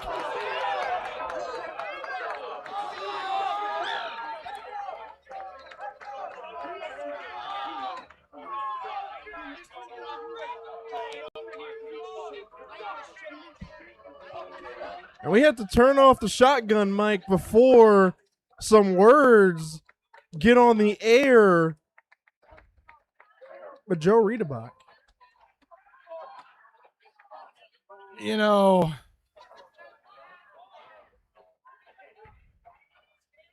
at this point, I have no answers. I don't know. I really don't know.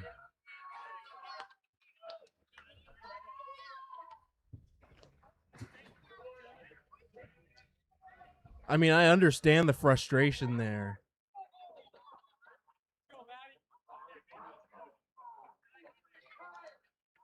I don't know. It's almost like everything that could go wrong has gone wrong.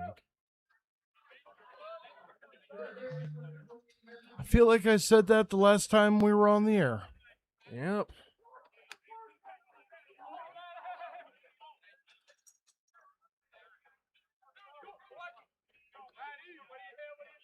Well, that's going to bring in Michael Diotavio. Let's see if some of the inappropriate chirping is died down. That one, I think that one missed. I know that was in there for a strike. Oh, no, that did miss.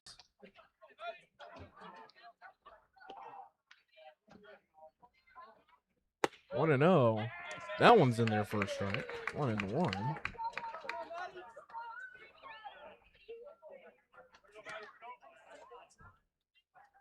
At this point, I'm at a complete and total loss. I don't know.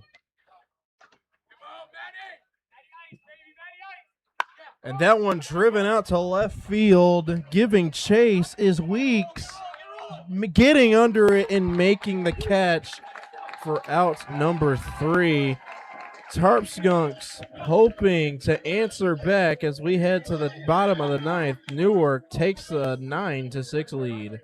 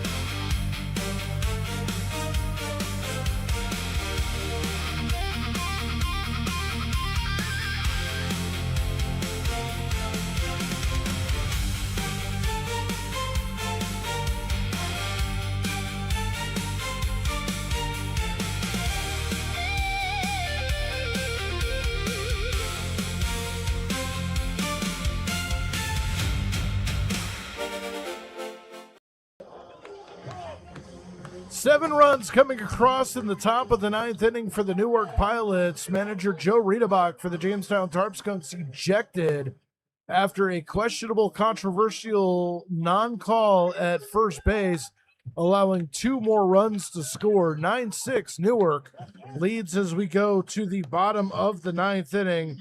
It'll be Jordan Kiefer and Grant Moore due up here in the 9th.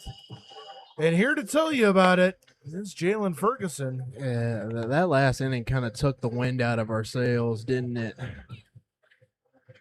You could say that, yeah. But hopefully this part of the lineup can answer back, not let that phase them. Well, they need to be selective out there. They can't just go out free swinging willy-nilly. They got to find something that they can drive. They're also going to need to have quality at bats 1, 2, 3 innings is just not going to do it.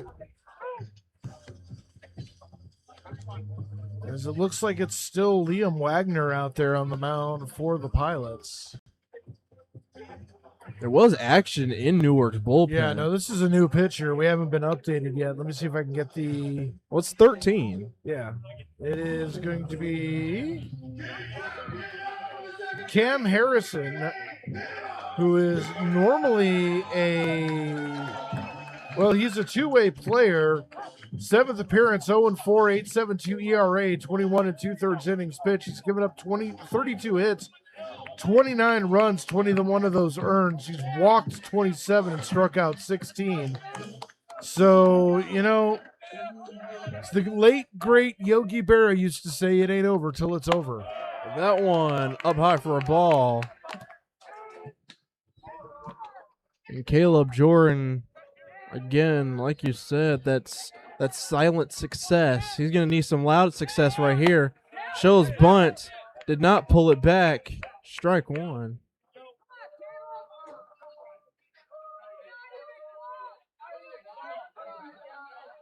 I don't know what that was about, but I think he did pull it back, and they called it a ball. They appealed down to first. okay, 2-0. And how would the first baseman see a left-hander squaring around a bunt? That one is inside for a ball. 3-0.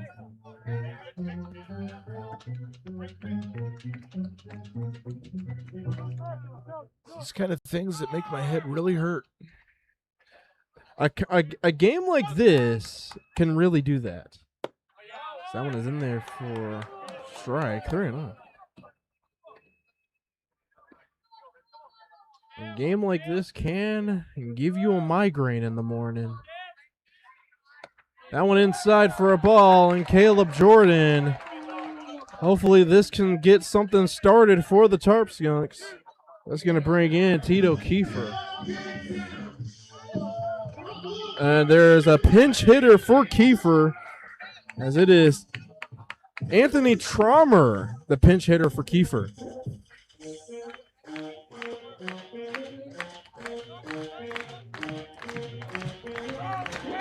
So Anthony Traumer, right-handed hitter, getting his opportunity to hit here. That one is outside for a ball. 1-0. And that plate discipline, like I said, the ability to draw walks is what keeps the Tarp Skunks in games. Traumer comes in hitting .308 on the season. That one outside again. 2-0.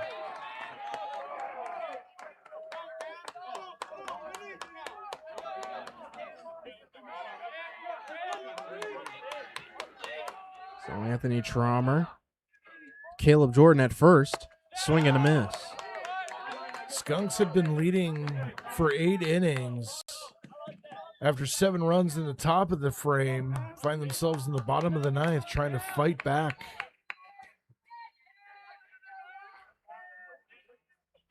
That one fouled, and so now 2-2 the count to Traumer.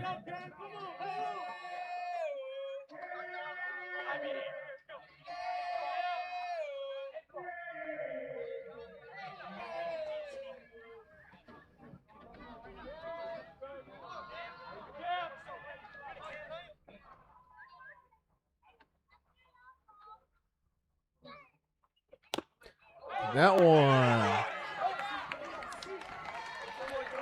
It's a passed ball. Caleb Jordan advances. It's ball 3, so it's a full count for Anthony Traumer.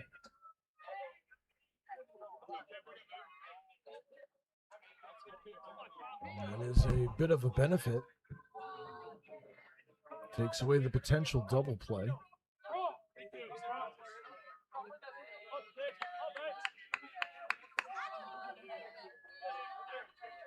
Three and 2 to Anthony Traumer.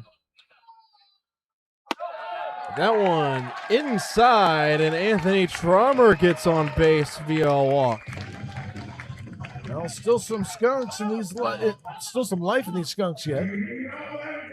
And flipping it back to the top of the order, probably for the most dangerous part. Grant Moore, Eric Weeks, Nolan Smith. And you know what's lost in this whole translation is Zach McLean was in line for his first win of the season, and now he is going to get another no decision. Oh, really? Yep.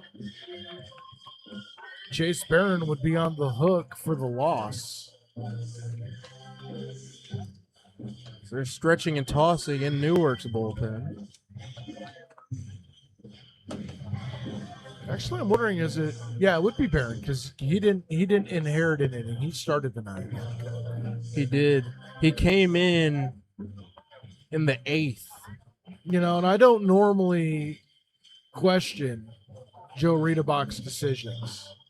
That's, you know, granted it's within the purview of our job. I generally just try not to, but I have to question polling Pence and not letting him start the ninth and keeping Barron in reserve. Yeah. Now, Grant Moore. Runners at first and second. Grant Moore, who is having an outstanding game, 4 for 4, 2 singles, a double, and a triple. That one, ooh, right there for a strike. 1-1.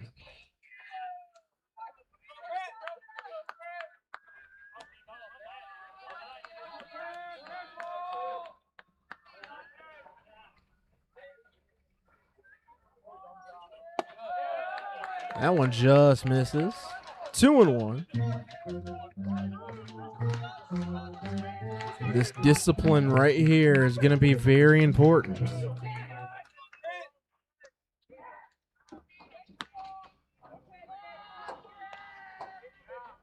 But 2-1 to Grant Moore. And time called. Good decision. Caleb Jordan at second. Anthony Trommer at first.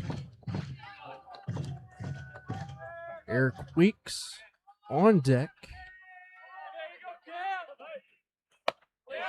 That one outside. 3-1. And again, protecting here. Want to have that good plate discipline. Covering the bag at second is Castillo. And that one just missed. 3 balls, and the bases are loaded. And this is an at-bat you don't want to miss. Eric Weeks up to the plate. Well, Weeks is already homered here tonight.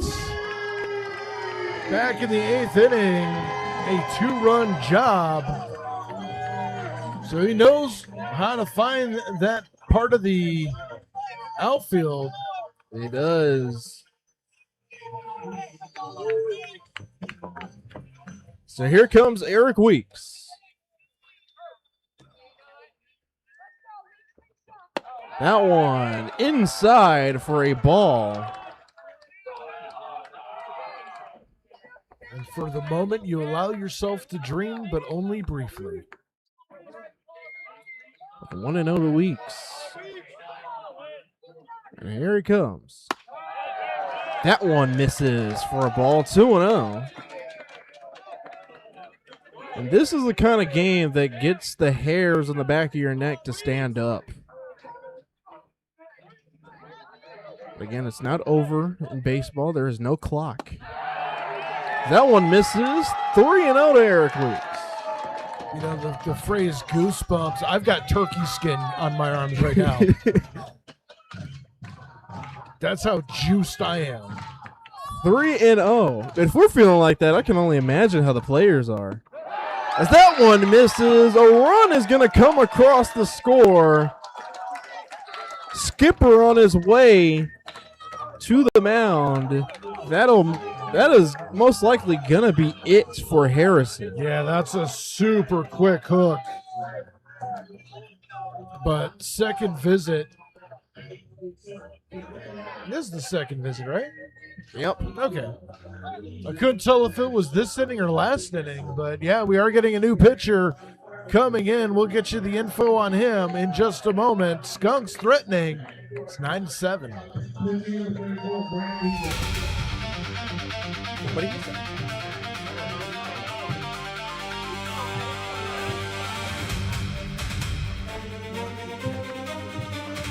$34.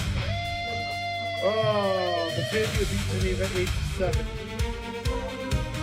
Man. They gave up a good old college song. Grant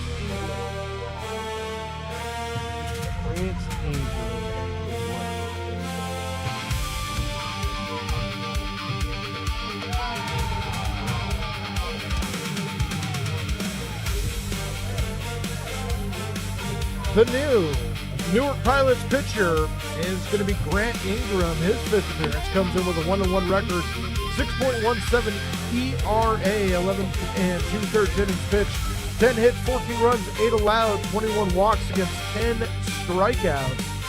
And he's going to inherit a huge gem left by Cam Harrison, who has walked the first 4 Tarp Skunks he saw. It was those 4 Tarp Skunks that loaded the bases and dwindled the lead down to 2.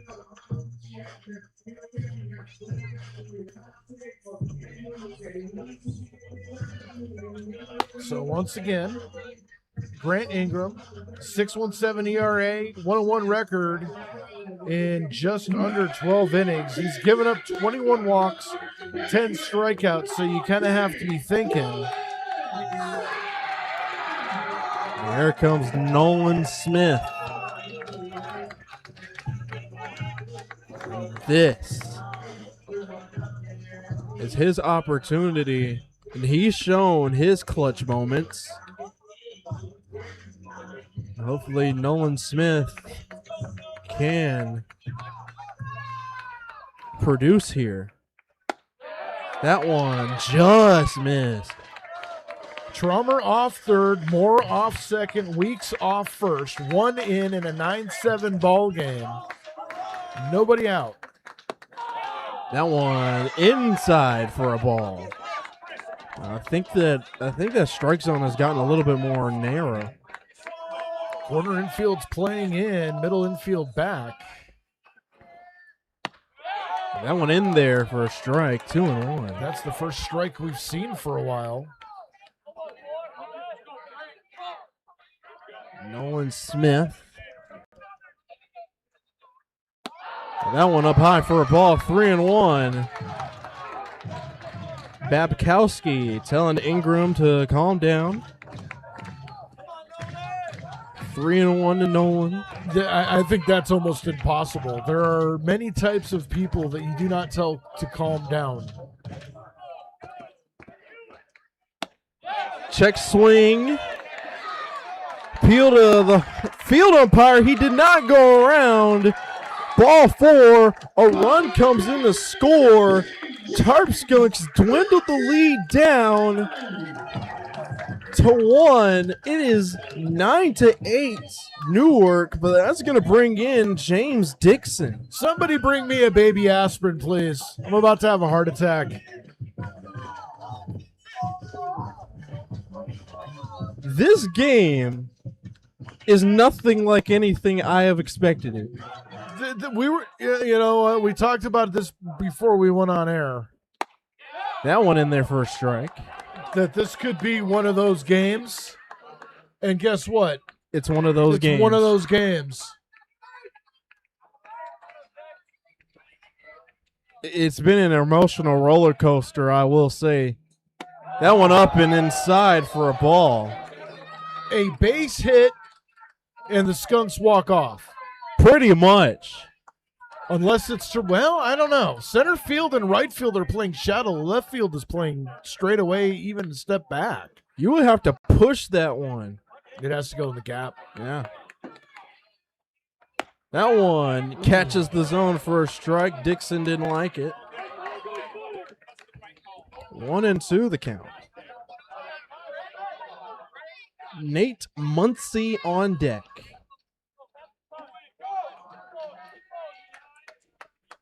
For 1-2. Swing and a miss by Dixon, and that is the first out for the Tarp Skunks.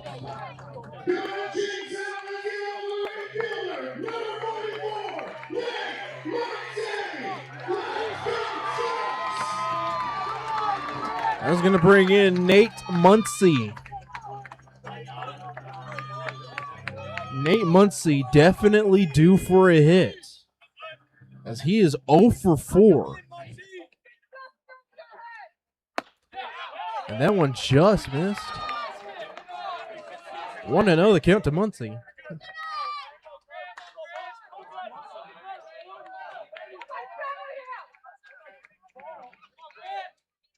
That one down the left field line. One was going to score. Here comes Eric Weeks. Eric Weeks comes across. Nate Muncie walks it off for the Tarp Skunks. Tarp Skunks win 10-9. Oh my goodness! Just when you needed him, Nate Muncie goes the other way to drive in two. And the Tarp Skunks, in a game that they should not have been playing in the bottom of the 9th inning, come back to walk off the Pilots. And oh my goodness. So the Tarp Skunks improve their record to 27-1. That'll do it for the ball game, as the Jamestown Tarp Skunks improve their record 27-1 after beating the Pilots by a score of 10-9. That raises their winning streak up to 2 games. The next game they will face Batavia on Friday. For Dre Guinness, I am Jalen Ferguson, telling every one of you,